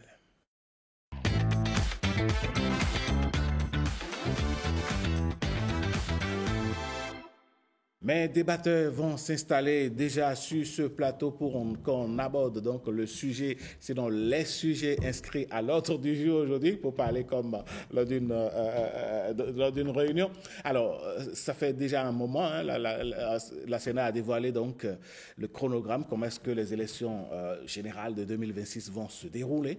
Et jusque-là, les candidats se font rares. On va en parler. Après, mesdames, messieurs, vous savez que notre pays, le Bénin, a également interdit désormais que les chefs d'établissement ou autres responsables des établissements scolaires renvoient les enfants pour faute de scolarité, et ben à défaut donc d'avoir soldé la scolarité. Quand les devoirs arrivent, quand les interrogations sont là, on en profite pour chasser les enfants, histoire qu'ils aillent chercher l'argent à la maison. Le gouvernement dit désormais, ça ne va plus se faire, il faut trouver d'autres mécanismes pour pouvoir faire le recouvrement et maintenir les enfants à l'école. Et puis après, nous irons donc à l'international où le président Faure Gnassingbé est désormais le nouveau médiateur de la crise à l'est du Congo. Quelles pourraient être ses chances de réussite? Mes débatteurs sont déjà là. William, voilà, je vais dire. Pécan, bonjour. Oui, bonjour très cher Alain et bonjour à tous. Vous êtes journaliste, vous officiez de l'autre côté de Canal 3. C'est bien ça. Merci beaucoup. Julio Tometti, bonjour. Bonjour M. Sotoumé, bonjour au plateau et téléspectateurs. Vous êtes juriste, merci d'avoir accepté faire le débat avec nous. Monsieur Laurent Nasra, bonjour. Bonjour Monsieur Sotoumé. Vous êtes juriste également. Tout à fait. Merci d'avoir accepté faire le débat ce matin avec nous. Le plaisir est à moi. Allez, on aborde le premier sujet. Monsieur Cliquant, qu'est-ce qui se passe pour que on soit dans une rareté de déclaration de candidature à 1 an de la présidentielle? Ineptie totale. Un pays qui, en 10 ans, a perdu des valeurs démocratiques qui lui étaient connues et qui faisaient partie de ses attributs. Quand je dis perdu, il n'y a pas de décision formelle d'interdiction, mais l'évidence est là. Nous sommes à moins d'1 an, parce que le premier tour, selon le calendrier dévoilé par la Sénat, c'est le 12 avril 2026. Nous sommes aujourd'hui, si je ne me trompe, le 21 avril 2024. Donc, le premier tour, dans 1 an, serait déjà passé pour ce qui est de la présidentielle. Et s'il y avait lieu d'aller à des élections, à un second tour, on se préparerait à l'amorcer déjà. Vous savez, dans la tradition de ce pays, nous avions un environnement politique beaucoup plus bouillant. un environnement politique. Les gens appellent ça transhumance politique, les gens appellent ça parti clanique, parti de quartier. Des gens appellent ça aussi une malcompréhension du pluralisme politique décrété à la conférence nationale et transcrit dans le préambule de notre Constitution. Mais moi, j'appelais ça de la vitalité démocratique pour un jeune État, un État en balbutiement dans la chose démocratique. C'est-à-dire quoi? Après près de 2 décennies de parti unique, tout le monde vient à la chose politique. Et n'oubliez pas notre sociologie politique. La politique est parfois un point de chute. La politique, c'est le lieu où on se réalise. Les mandats électifs nous positionnent dans un standing social qui nous permettent de discuter avec les personnes les mieux placées dans notre République, de se faire des avantages. C'est le nid aussi de la corruption. C'est une évidence. Où on détourne, où parfois on fait les meilleures réalisations. On est le mécène de ses proches, de son quartier ou de son électorat, de son fief, ce qui a rendu ethnique et clivant, clanique, le vote et les différentes appartenances politiques. Pas d'idéologie en politique. Donc, après près de 30 ans, nous avons voulu mettre fin à la récréation en faisant une réforme du système partisan. Et c'est là que j'en viens à votre question. La réforme du système partisan, pour moi, est le principal mobile pour lequel aujourd'hui on voit une vie politique moins animée. Parce que nous avons quitté un extrême pour un autre, selon moi. C'est-à-dire quoi? Vous voyez très peu d'acteurs politiques aujourd'hui, même dans ces gros partis. Je les appelle souvent des paniers à crabes parce que les intérêts sont sincèrement très divergents à l'intérieur de ces formations politiques. Mais la réalité en face, les verrous, les minima prévus pour lever des sièges, quel que soit le scrutin, même pour des élections locales, c'est-à-dire quoi, même pour vous faire nommer chef de votre village, et ça c'est quand même étonnant, quand vous voyez les les seuils à tous les niveaux, on est obligé de faire ensemble. Et quand on fait ensemble, parce qu'on ne connaît pas encore la ligne de conduite, qu'on soit de l'opposition ou de la mouvance, on est un peu réticent, on est hésitant et on marche à pas de canaboîte. Voilà, on marche sur des œufs. Alors, Julio Tometi, la Sénat a dévoilé son agenda. La Sénat, c'est l'organe qui va, disons, organiser les élections. Elle dit, voilà ce que moi je veux faire, voici les dates. Mais sur le terrain, est-ce que vous semblez lire aussi ce silence assourdissant des politiques? Je pense qu'il y a pas un silence assourdissant, qu'il y a sans doute beaucoup de choses qui se font et qui ne sont pas sur la place publique. Vous savez, c'est une première, les réformes, et c'est la conséquence des réformes. Et c'est en cela qui me plaît de rappeler un peu le contexte dans lequel nous étions, d'où nous étions passés. Et à une veille, à 1 an de l'élection, comme ça, on aurait vu en fait un fort activisme sur le terrain. Quelqu'un qui peut-être qui a fait fortune au pays de Longsam revient, il va être candidat dans son parti. Quand ceux qui sont dans les partis politiques, c'est à ce moment-là que les regroupements se font, la création des partis politiques, des mouvements politiques. On commence une sorte d'activisme, ce que j'appelle quelque peu en fait que beaucoup d'acteurs parlent en fait de marchandage. Vous voyez en fait l'administration publique complètement déstructurée parce que en fait chacun ayant pris ses positions, chacun s'arme en fait pour affronter les élections. En fait, c'était dans ce contexte-là que nous étions. Tout le monde presque était acteur du jeu électoral. C'est vrai, ça participe de la vitalité démocratique, mais fondamentalement, qu'est-ce que cela nous a apporté? Aujourd'hui, qu'est-ce qu'on a voulu faire? On a voulu conférer la plénitude de l'activisme politique aux partis politiques. Et aujourd'hui, combien en avons-nous véritablement qui pèsent sur le terrain? Nous en avons 3. Et donc, lorsque vous avez 3 acteurs, d'accord, qui sont maîtres du jeu, et pour lesquels les règles, en fait, de désignation ne sont pas formellement encore établies ou rendues publiques pour le grand public, que ce soit de l'opposition, que ce soit de la mouvance, personne ne peut dire aujourd'hui sur quelle base, en fait, on arrivera à désigner une seconde pièce. Ceux qui ont même des ambitions ne connaissent pas la procédure. Donc, à partir de ce moment-là, il vous est difficile, en fait, de commencer par vous déployer, encore que ce soit dans l'un camp ou de l'autre, il y a, en fait, 2 acteurs majeurs. D'accord? Donc, je disais 3 partis politiques aujourd'hui, mais au-delà des 3 partis politiques, il y a 2 acteurs majeurs. Il y a Boni Yayi et Patrice Talon, qui sont les leaders en fait de ces deux pôles-là. Et donc il y a une sorte de ce que les gens appellent en fait une discipline de groupe qu'on a vu, par exemple, en fait, sa manifestation au niveau de la mouvance, lorsque vous ne respectez pas la ligne, en fait, le bâton de Damoclès vous tombe là-dessus. Je pense que c'est la même chose au niveau, en fait, des partis politiques de l'opposition ou du principal parti politique de l'opposition. À partir de ce moment-là, le jeu est crispé, et donc ça ne laisse pas, en fait, de marge pour déployer, en fait, l'activisme dont nous avons été toujours témoins. Et j'ai bon espoir. Et il y a l'un qui a fait, en fait, qui a l'honnêteté de donner lui son agenda. D'accord? Je parle du président de la République, qui est chef de la majorité de la mouvance présidentielle, qui a donné son agenda.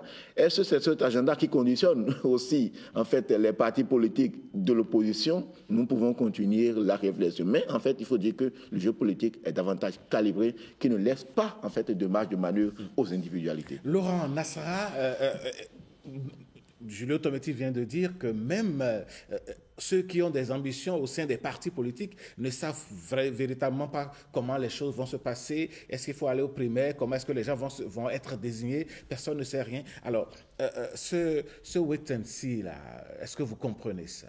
Alors, c'est tout à fait compréhensible. Parce qu'aujourd'hui, nous voyons une certaine prudence de part et d'autre, puisque nous avons parlé des réformes, oui, mais aujourd'hui, soyons quand même plus ouverts aux réformes, parce qu'il y a des gens qui veulent toujours rester dans l'ancien système et avancer avec les pratiques anciennes. Aujourd'hui, certes, il y a une réforme, mais quand même, il faudrait que l'on accepte les choses qui sont faites et que l'on avance. Oui, c'est l'Assemblée nationale qui vote les lois. Le Sénat est dans ses attributs en sortant donc son chronogramme et est en train de jouer aussi sur la transparence, puisque nous avons vu quand même les bruits que la réforme du code électoral a fait. Donc aujourd'hui, il faudrait que les partis se ressaisissent, analysent le terrain avant de s'y lancer, puisqu'il y a de nouvelles exigences et mes confrères l'ont bien dit, il y a de nouvelles exigences et ces partis politiques aujourd'hui, ils risquent quand même de ne pas concourir.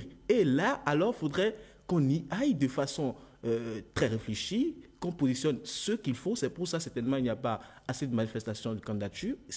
Il va en avoir, mais ceux qui réellement veulent y participer, ils sont toujours dans la réticence parce qu'ils voient le jeu, ils voient les nouvelles règles et ils sont en train d'analyser. Donc, je me dis, c'est un élan qui va prendre au fil du temps puisque nous sommes dans une nouvelle dynamique. Ne l'oublions pas. Oui, mais M. Nassara, quand on dit ça au sein des partis politiques, si on attend, on s'observe, est-ce que quelque part, à la fin, on ne va pas assister à de la précipitation au dernier moment où il faut désigner les candidats, par exemple?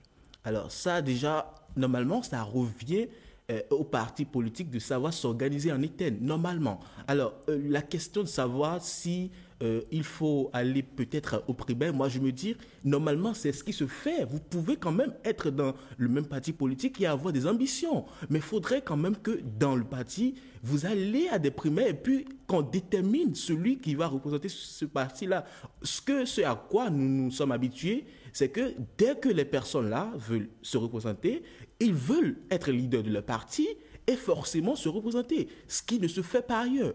Nous prenons le cas des États-Unis, de la France, des grandes démocraties que, de toute façon, même si nous ne les copions pas de bout en bout, qui nous inspirent, nous voyons cette pratique-là se reproduire. Donc aujourd'hui, il faudrait que les acteurs sachent qu'ils sont pas seuls, qu'ils ont des ambitions, oui, qu'ils sont dans des partis politiques, mais qu'il y a aussi d'autres personnes qui ont des ambitions comme eux. Il faudrait qu'ils aillent vers des primaires et si la population les désigne, ils vont représenter le parti.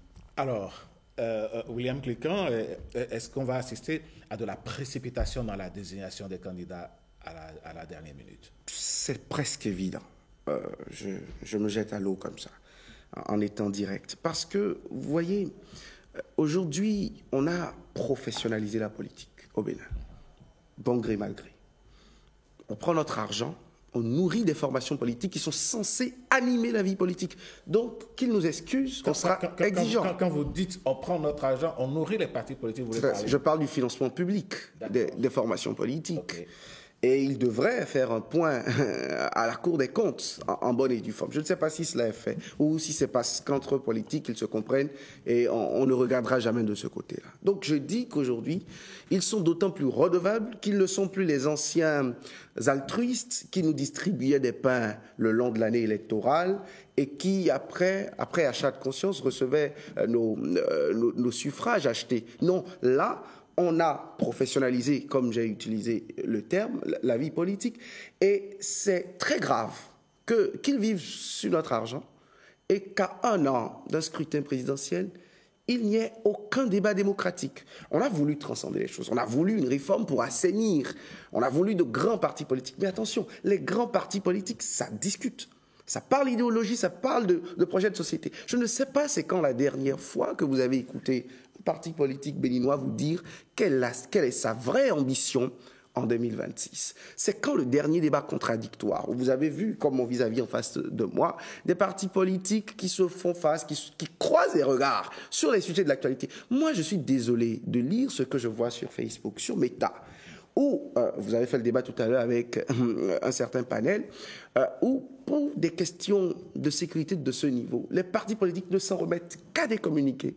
Sur Facebook, ça s'arrête là, avec quelques phrases tendancieuses d'accrochage de part et d'autre, et c'est-à-dire la République finit là pendant qu'on vit ça. C'est-à-dire, nos gouvernants, nous sommes en train d'analyser leur action sur le sujet. On est légèrement, sinon bien insatisfait de la communication, des actions, de l'ampleur du phénomène. Et les partis politiques qui veulent continuer l'action politique ou faire l'alternance, en retour, sont d'un ordre qui n'est pas du tout loin. En fait, je pense qu'on a, au nom de la réforme du système partisan, on a perdu de la verve démocratique, c'est-à-dire le peu de grande démocratie, d'élégance démocratique que nous avions et dont il fallait extirper les éléments négatifs comme l'achat de conscience, le vote clanique, le manque de nation dans la tête des gens, c'est notre enfant. Oui, mon frère, tu me proposes quoi? Tu veux être candidat, conseiller du village? Tu me feras quoi? Tu as gardé combien? Tu as amené combien de ton benguisme? Au lieu d'enlever ces éléments, les quelques acquis que nous avions, nous les avons arrachés. C'est pour cela que aujourd'hui, je me désole que Julio parlait de l'agenda politique, mais c'est grave. C'est très grave que ce soit la volonté du chef. Nous avons dit que nous ne voulons plus des hommes forts dans l'environnement politique et que nous voulons des partis politiques forts. Je vois un parti de la majorité présidentielle, le plus grand d'entre eux, sinon même de l'échiquier politique national, qui est dans des tournées de contact, mais qui propose quoi? De quoi parle-t-il à ces populations? Je les ai vus dans des localités, j'ai vu de la communication autour de leur rencontre. De quoi parle-t-il? Après Talon, ce sera nous, c'est ça? Mais que nous propose-t-il? Comment 2 partis, 3 partis, parce que Julio parlait de 3 principaux partis, mais moi je dis que si des partis participent au Conseil des ministres comme des ministres conseillers, c'est qu'il faudra considérer aujourd'hui même les partis satellites, les 2 partis satellites de la mouvance présidentielle comme étant de grands partis qui animent la vie politique. FCBE, qu'on le veuille ou non, a reçu le suffrage de Béninois qui les ont mis dans les conseils communaux. Mais comment tout cela s'entendent pour ne rien nous dire de façon concrète de ce qu'ils nous réservent dans notre pays? Et vous voyez une majorité présidentielle qui vous dit, sous d'autres mots, l'après-nous, c'est nous d'il y a 10 ans, mais sans ils ont comme projet de société Patrice Talon ces infrastructures qu'il a réalisées sur les deniers publics. En face, on veut démolir Talon. C'est de ce dont on nous parle. Qu'est-ce qu'on nous réserve en vrai? Je pense que s'il y a eu réforme, cette réforme est très inefficace si c'est à ce spectacle qu'on nous soumet, si c'est ce spectacle qu'on nous soumet du moins, si c'est à ça qu'on résume la vie politique à 1 an de l'échéance présidentielle et plutôt à 7 ou 6 mois des législatives et communales, c'est-à-dire des élections générales. Alors, Julio Tometti, qu'est-ce qui empêche le débat au sein des partis politiques? Pourquoi est-ce que la population a l'impression que, au-delà de mobiliser tout le monde autour des élections, ceux qui sont à même d'animer cette vie politique, il y a comme une léthargie? Je considère que les partis politiques que nous avons, ce sont des partis politiques encore en construction. Encore en construction, dans ce sens que, en fait, il n'y a pas encore véritablement à l'intérieur une alchimie où les gens se sentent véritablement ensemble. C'est pourquoi moi je suis de ceux qui pensent que, par exemple, il n'est pas envisageable de parler d'élections primaires, par exemple, au sein de nos partis politiques. Ça va très vite se déstructurer d'une certaine façon. Ah oui. Et donc, oui, ça va très vite se déstructurer. j'ai même pu observer au sein des partis politiques, pour même installer les cellules de base de les sessions, on a envisagé à un moment donné de faire des élections primaires.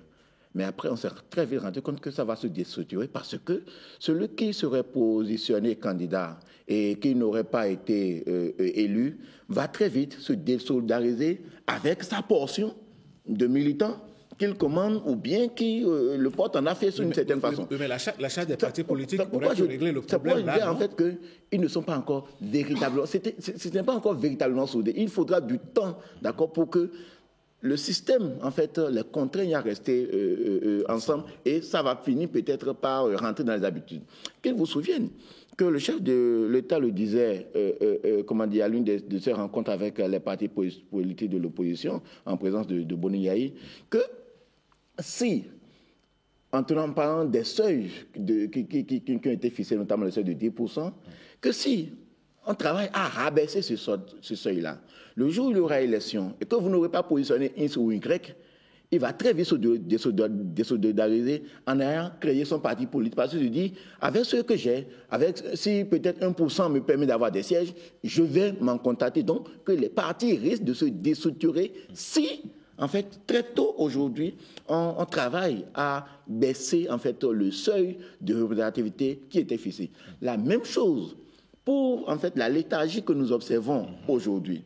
C'est-à-dire quoi? J'ai l'impression, c'est mon impression, que les responsables des partis politiques travaillent à ce que la désignation, le processus de désignation de leur candidat soit, pour reprendre les mots du président de la République, soit le plus tard possible, d'accord, pour ne pas laisser de choix à ceux qui, à l'intérieur, n'en auraient pas eu leur compte ou n'auraient pas forcément été d'accord avec l'orientation du parti. Et ça participe. Dans ce cas, Julio Tometti, quelle garantie avez-vous qu'il n'y aura pas de déflagration et désintégration? En fait, c'est quoi? Vous êtes à un seuil où, M. Sotoumé, si vous n'êtes pas d'accord, vous ne pouvez pas faire autre chose que peut-être de rester dans l'attentisme, parce que le système, le temps ne vous laisse plus le temps, d'accord, de manœuvrer, d'aller faire autre chose. Donc vous extrêmement grave pour la démocratie. Non, c'est pourquoi je disais, en fait, parce que, vous savez, sous d'autres cieux, ce qui se passe, vous voyez des gens aller à des élections primaires, perdent ceux qui, les grandes démocraties, comme on le dit, vont aux élections primaires, perdent des élections, d'accord? Et très vite, dans les heures qui suivent, vous le voyez en campagne pour celui qui a gagné, pour le parti politique. Est-ce que vous avez l'impression, en fait, que le Béninois, l'acteur politique béninois, est déjà dans cette philosophie-là? Je ne pense pas que nous y étions encore. Et donc, c'est dit quoi? On peut partir à un processus sur lequel peut-être on n'a pas été désigné ou peut-être on n'est pas d'accord. Mais étant donné que le parti a pris une orientation, tout le monde travaille pour cette orientation. Je n'ai pas l'impression que nos acteurs politiques aient encore cette philosophie-là. Donc, c'est un risque, d'accord, d'avoir construit ce qu'on a construit, que ça nous a coûté ce que ça nous a coûté.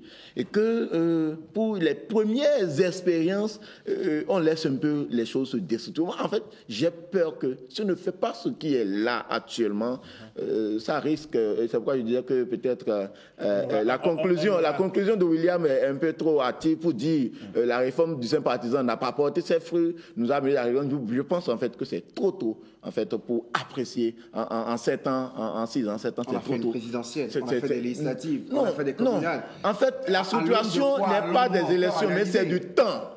Ça s'inscrit dans le temps. Ça ne s'inscrit pas, ça ne s'apprécie pas au regard de combien d'élections nous avons passées. Ne change pas de goût au fil du temps. Au fil du temps ou à une cuisson plus longue, sinon il risque de griller. On va revenir à vous tout à l'heure. Monsieur Nasra, tous les partis attendent, les acteurs au sein des partis attendent, mais pourquoi est-ce qu'il y a absence de débat au sein de ces partis-là? Alors, je ne saurais dire qu'ils attendent, puisque nous ne savons pas les tractations qu'il y a. Mais on les observe. De notre position, nous sommes des observateurs de la vie publique. Il y a des choses qui se font en cachette. Nous ne voyons pas tout. Et le problème, moi, je pense que le problème est soulevé déjà. En Afrique, même au Bénin ici, il y a un petit problème, surtout sur l'orientation de nos partis politiques. Vous voulez parler des idéologies? Des idéologies. Je pense que les partis politiques qui existent, ils ne sont là qu'à la quête du pouvoir, donc ils ne participent qu'aux élections et au lendemain des élections, ils disparaissent au moment et ils reviennent lorsque des échéances électorales sont programmées. Et c'est même là le problème, puisque les populations, les gens ne se sentent pas dans ce qu'ils font et ils n'ont pas une idéologie claire qu'ils défendent. Et comme l'a dit mon vis-à-vis, ils attendent peut-être un événement malheureux pour sortir des communiqués. Et je dis, l'ambiance même au sein de ces partis politiques est problématique, puisqu'ils ne s'entendent pas et vous voulez qu'ils aillent à des primaires. Moi, je ne pense pas qu'il s'agisse que nous ne soyons pas prêts à cela. Nos partis politiques sont assez prêts pour ça, mais c'est une question d'éducation politique.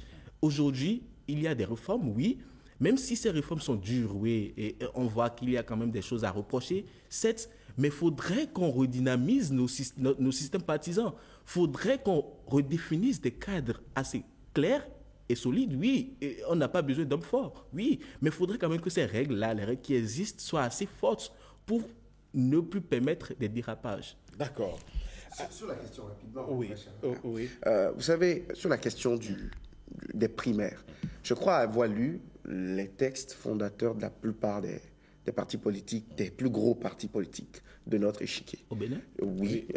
J'ai l'impression que je n'ai jamais vu primaire nulle part. Ils ont trouvé de petits mécanismes pour éviter dans leurs textes la question de primaire. Ils ont plutôt, pour toutes les fois, parlé de comités ou de commissions qui enregistraient les candidatures à l'interne. Et vous voyez la prééminence, l'hégémonie en matière de pouvoir des plus hautes instances de ces partis politiques dans la désignation des candidatures.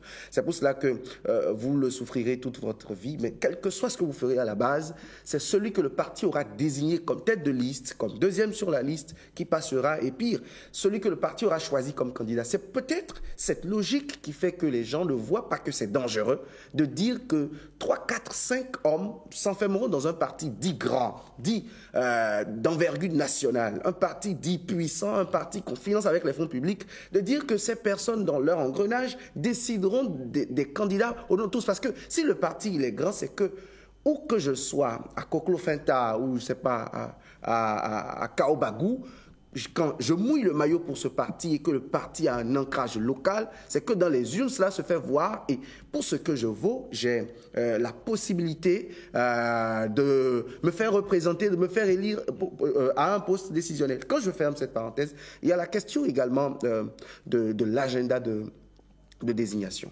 Vous voyez, c'est ahurissant parce que en 2021, malgré tout ce qu'on nous a dit de bien de la réforme, Patrice Talon n'a pas été réélu avec une formation politique. C'est-à-dire, il n'y a pas un parti qui a porté Patrice Talon et Patrice Talon est revenu au pouvoir avec ce parti politique. On aurait pu dire c'est la première expérience avec... Et regardez les partis qui ont concouru avec Patrice Talon, les deux autres duos. Je ne sais plus lequel existe encore dans l'environnement politique béninois. Nous n'avons fait que 4 ans après. À l'aune de ces éléments, je me dis qu'il y a matière à analyser la pertinence et l'efficacité d'une réforme comme celle-là. Mieux, aujourd'hui, que nous voulons aller à d'autres échéances, cette réforme aurait au moins servi à quelque chose pour une fois, en nous permettant au moins, c'est-à-dire permettant à une formation politique de nous proposer ses idées, son projet de société, son agenda. Parce que ce que vous dites... Vous avez envie d'entendre des débats. Oui, des débats, parce qu'il y a des questions qui font notre quotidien. L'inflation. Le riz coûte ce qu'il coûte au Bénin. C'est une évidence. La question de la sécurité, excusez-moi, tous les mois, il y a au moins un communiqué d'une position de notre armée attaquée, des enfants de ce pays qui tombent, les moyens de l'État mis à l'eau parce que c'est beaucoup d'argent pour lutter contre le terrorisme, c'est de la stratégie militaire et on continue de défier l'efficacité des forces de défense et de sécurité du Bénin. C'est une évidence. Il y a la question de l'éducation, on en viendra tout à l'heure. Vous avez envie d'entendre les débats, des propositions, se prononcer et faire des propositions. Arrêtons le ping-pong Yayi-Talon. Si le Bénin se résume toujours à ça, après 7-8 ans de réforme du système partisan, c'est que nous avons mis beaucoup d'efforts, nous avons mis de l'énergie, de la conviction peut-être, mais reconnaissons qu'au bout du rouleau, nous ne sommes pas au bout de nos peines. D'accord. Allez, on attend donc que les partis politiques se bousculent, que des candidats se dévoilent. Et de toutes les façons, ils n'auront pas le choix. Comme le disait Julio Tometti, au bout... Enfin, au plus tard, disons, le plus tard possible, voilà, on finira par connaître qui est candidat et dans quelles conditions et comment est-ce que cela va se passer. Ce qui se passe désormais, mesdames, messieurs, c'est que vos enfants ne seront plus renvoyés des écoles parce que vous n'avez pas réussi pour l'instant à solder la scolarité pour une raison ou pour une autre, le fondé, le directeur, le maître décide de renvoyer vos enfants. Le gouvernement béninois a pris une décision formelle pour dire désormais on ne renvoie plus les enfants pour ces motifs-là, pour les empêcher de composer. On a vu dans ce pays des enfants dont les dossiers de candidature au CEP ont été retenus par des fondés ou des directeurs d'école, empêchant ces enfants d'aller à l'examen. Alors donc, il faut taper du poing sur la table. Qu'est-ce que les Béninois en pensent? On va les écouter, les suivre et revenir sur le plateau et en parler avec nos débatteurs. Je m'envoie quelque part au tournée, je pars. Et je suis au tournée, je ne sais pas que mon enfant est déjà renvoyé d'ici. Je sais qu'il compose et j'ai déjà dépensé les petits sous qu'il faut travailler à l'heure. Maman est partie. Et brusquement, maman est à la maison, l'a renvoyé. Maman n'est pas un moyen.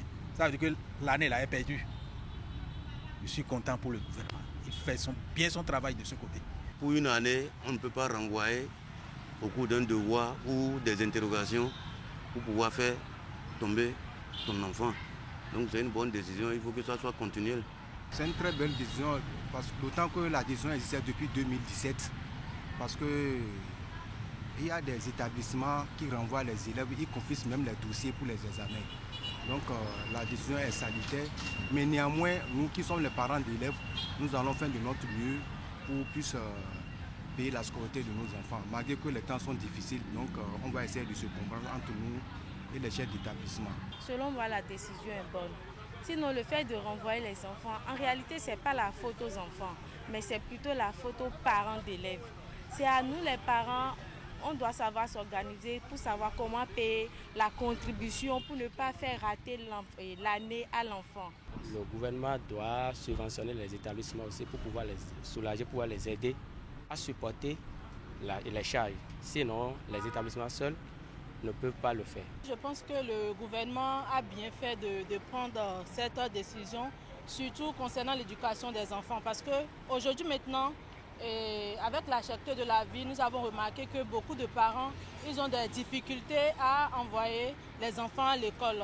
Et du coup, la décision que le gouvernement vient de prendre va soulager beaucoup de parents. On va faire effort pour les payer les contributions, mais pour renvoyer les enfants là, ce n'est pas bon.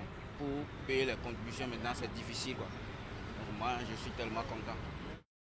Est-ce que vous êtes content comme ce citoyen? Tout à fait. Je suis content et je pense que beaucoup de parents vont prendre cette mesure cœur ouvert.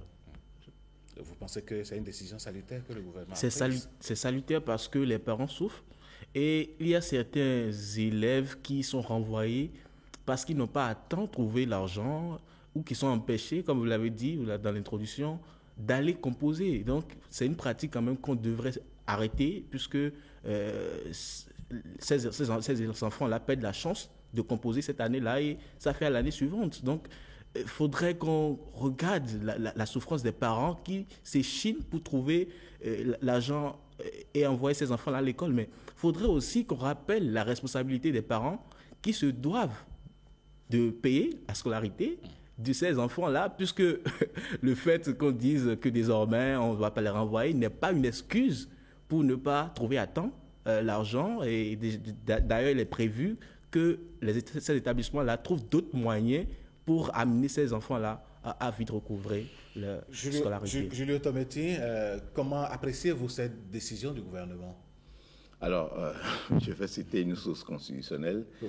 L'État et les collectivités publiques garantissent l'éducation des enfants et créent des conditions à cette fin. C'est l'article 12 de la Constitution.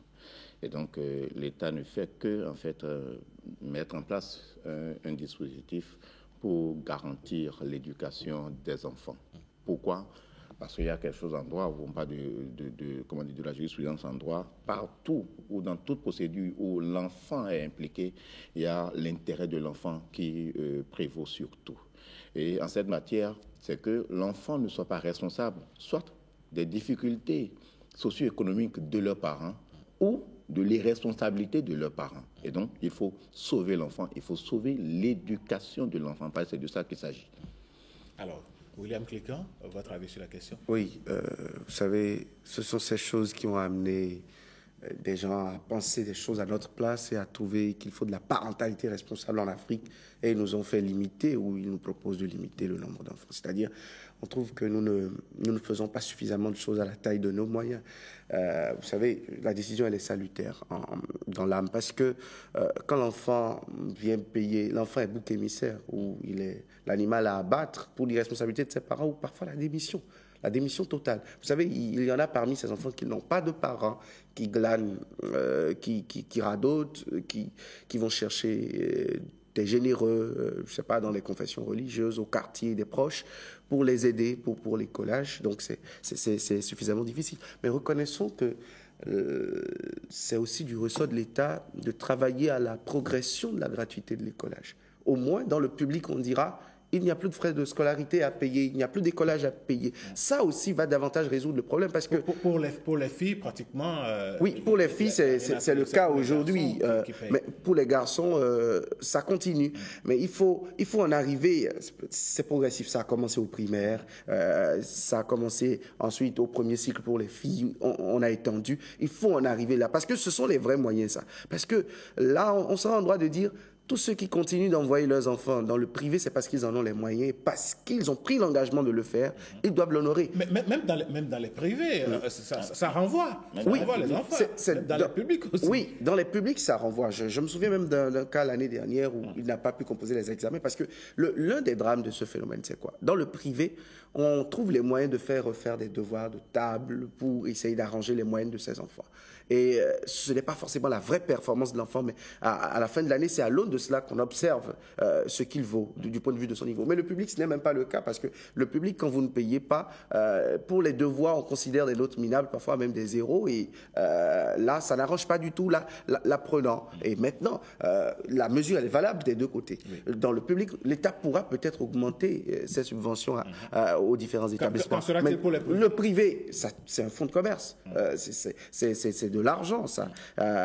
Et c'est grâce à ça qu'on paie les apprenants. Actuellement, ce sont les premiers devoirs du dernier trimestre dans le privé, ou parfois même déjà, dans certains privés, même contre la décision ministérielle, ils font vite les programmes pour libérer les enfants parce qu'ils n'ont plus de ressources pour les garder et garder les enseignants. Ce sont même déjà les derniers devoirs du troisième trimestre. Mais pour ça, allez voir actuellement dans les écoles privées comment ça court dans tous les sens.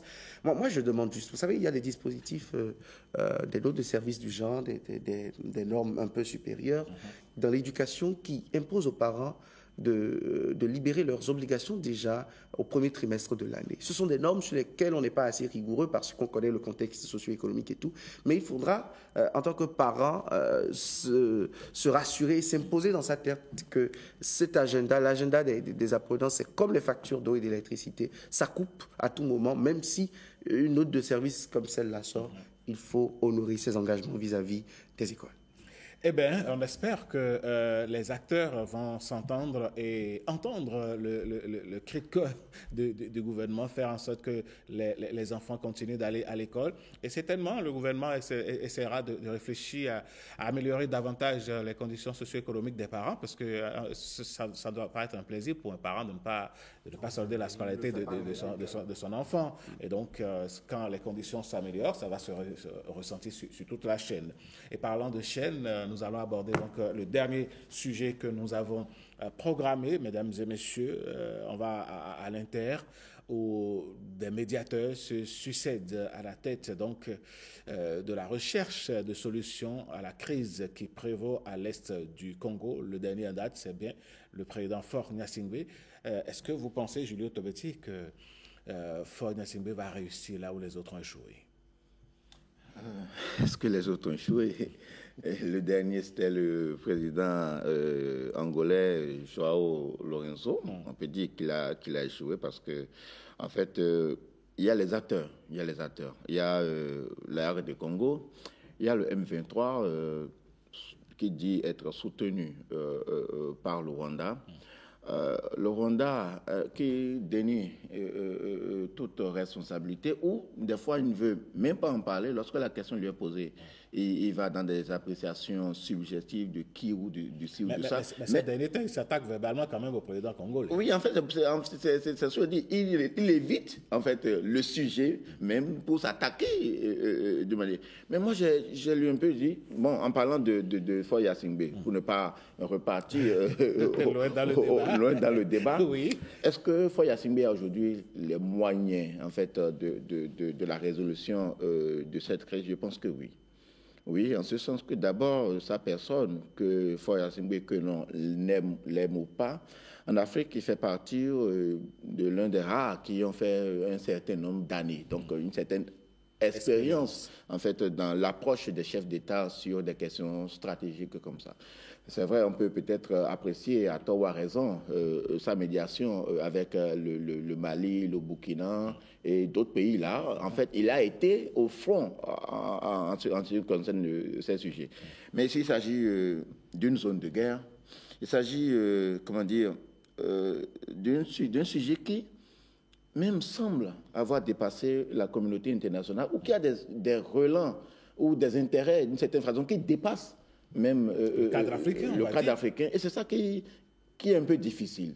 Et je pense, Faure Gnassingbé, l'acteur majeur, en fait, dans cette crise-là, c'est aujourd'hui, pour ne pas l'accuser, on ne l'accuse pas, parce qu'il faut l'éviter dans un contexte de médiation. C'est le Rwanda.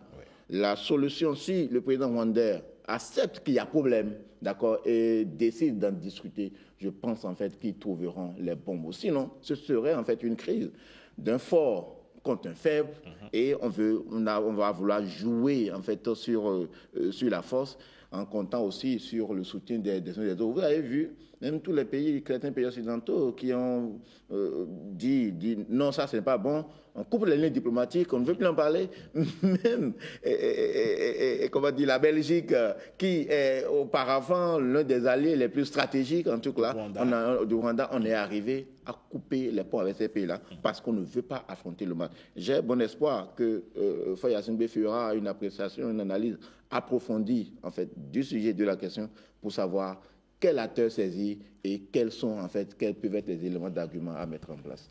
Alors, Laurent Nasra, le président togolais a-t-il les marges de manœuvre nécessaires pour réussir dans cette nouvelle mission? Alors, j'ignore, je suis un peu pessimiste, je vais dire, sur sa mission, mais je pense quand même qu'il a un peu de contribution à faire, puisqu'aujourd'hui, sur le terrain, nous voyons le Rwanda qui refuse toute responsabilité. Déjà, si vous avez des acteurs qui ne se reconnaissent pas en tant qu'acteurs, donc pour le moment, il n'y a que le M23 et le gouvernement de la RDC qui peuvent normalement donc entrer en négociation, puisque le Rwanda se dit pas responsable de ce qui se passe là et se dit même dénie toute collaboration. Ne pas être concerné. Et si aujourd'hui nous voulons une médiation entre un pays qui se dit ne pas être concerné avec le pays qui subit ces attaques-là, il y a un problème. Mais aujourd'hui, moi je me dis que l'Union africaine peine à s'imposer dans cette crise-là, puisque nous voyons le processus de Luanda mené par le président angolais qui a échoué. C'est ça qui a amené le processus de Doha. Moi, je me dis, normalement, en Afrique, on dit qu'en Afrique, nous avons cette pratique-là. L'abla-palabre. Nous négocions. Se retrouvent pour pouvoir solutionner les crises. Mais voilà que nous ne trouvons pas. Est-ce qu'on a coupé tous les arbres du village? Justement, c'est là le problème. Et il a fallu que l'on aille à Doha, au Qatar, pour pouvoir peut-être rassembler ces deux hommes-là. Moi, je me dis, il y a un véritable problème. Et l'Union africaine même peine à s'imposer. Et quant à la mission de Faure Gnassingbé, il est un médiateur, il a quand même réussi à faire beaucoup de choses, à réconcilier beaucoup de personnes, beaucoup de personnalités en Afrique que nous connaissons bien. Je pense qu'il pourra faire sa contribution, mais aller tout de suite vers un dénouement de cette situation-là, je ne pense pas que ce soit possible, puisque rappelons aussi qu'il a des intérêts géostratégiques de part et d'autre pour ne pas dire même des grandes géopolitique. puissances. Justement, des grandes puissances qui sont là. Nous avons les grands films qui ont des terres rares là, des minerais à exploiter. Même dans cette crise-là, au moment où cette crise-là est en train de sévir, il y a des coltans qui sortent, il y a des minerais qui sortent du pays. Bien sûr. Justement, donc il y a un intérêt économique pour les grandes puissances qui ne veulent eux-mêmes pas s'imposer, puisque s'ils veulent le faire réellement, comme on le voit, comment dirais-je, en Ukraine ou avec d'autres puissances, avec d'autres États qui sont en guerre, s'ils veulent réellement soutenir l'État congolais, je pense qu'on peut aller aujourd'hui vers une fin de cette guerre-là. Faure Gnassingbé, son bâton de pèlerin en main, voudrait bien donc résoudre cette crise. Vous y croyez, William Clicquant? Pas du tout. Même pas un peu. Je suis totalement d'avis avec Laurent sur la question. Pour moi, cette crise n'est pas africaine. Donc un médiateur de l'Union africaine ne pourra pas grand-chose. Je n'en veux pas au président João Lourenço. Il ne pouvait pas faire au-delà. Vous voyez, regardez bien le Rwanda. Regardez la RDC sur une carte. Si on vous dit que le Rwanda met à mal la RDC, vous comprenez qu'il n'y a que, parce que nous sommes en Afrique, des forces mystiques qui le permettent. Et là, nous ne sommes pas dans des forces mystiques. Quand on est sur une carte géographique, le Rwanda est tellement minuscule. C'est un appendice. Ça ne fait pas un département, ça ne fait pas une province. Sinon, le 10e de certaines provinces de la RD Congo. Et mieux, tous les intérêts de cette crise sont hors Afrique. Même le Rwanda qui joue les mercenaires, excusez-moi mon terme, qui aujourd'hui se complaît à rester dans une cécité déniée, cela l'engage, parce que la roue tourne. Et pour un pays qui a subi le génocide, ça me fait mal que ce soit de cette façon aujourd'hui qu'on joue les émancipés, qu'on joue les pays développés. Mais le Rwanda n'en profite pas. Ces minerais volés sur le territoire congolais, revendus, profitent plus à ces firmes internationales et à ces États internationaux. C'est en cela que je dis, ce qu'il se passe à l'Est de la RD Congo est un peu trop géopolitique, et parce que vous savez que là-bas c'est du darwinisme, c'est de la force de l'un contre l'autre, les forts malmènent les faibles. Les deux pays, ou sinon tous les pays africains subiront, et jusqu'au moment, parce que sinon, pour peu que ça, on a démoli Kadhafi. Et en Ukraine, on n'a pas laissé Zelensky refaire des élections. On ne lui a pas exigé des élections comme on exigerait à tout gouverneur africain qui est sommé. En fait, c'est asymétrique, les éléments d'analyse. Et parce que vous êtes sous les tropiques, acceptez que les gens outre-Méditerranée continuent de vous faire leur. Eh bien, on espère que le président Faure Gnassingbé va réussir sa mission. Nous, la nôtre va s'achever ici, mesdames, messieurs. Eh bien, voilà. Bonjour le Bénin, ce numéro d'aujourd'hui donc va s'achever. Merci à vous, chers débatteurs, d'avoir été là. On se retrouve certainement très bientôt. Allez, mesdames, messieurs, on vous souhaite une heureuse journée en compagnie des programmes de la chaîne de service public.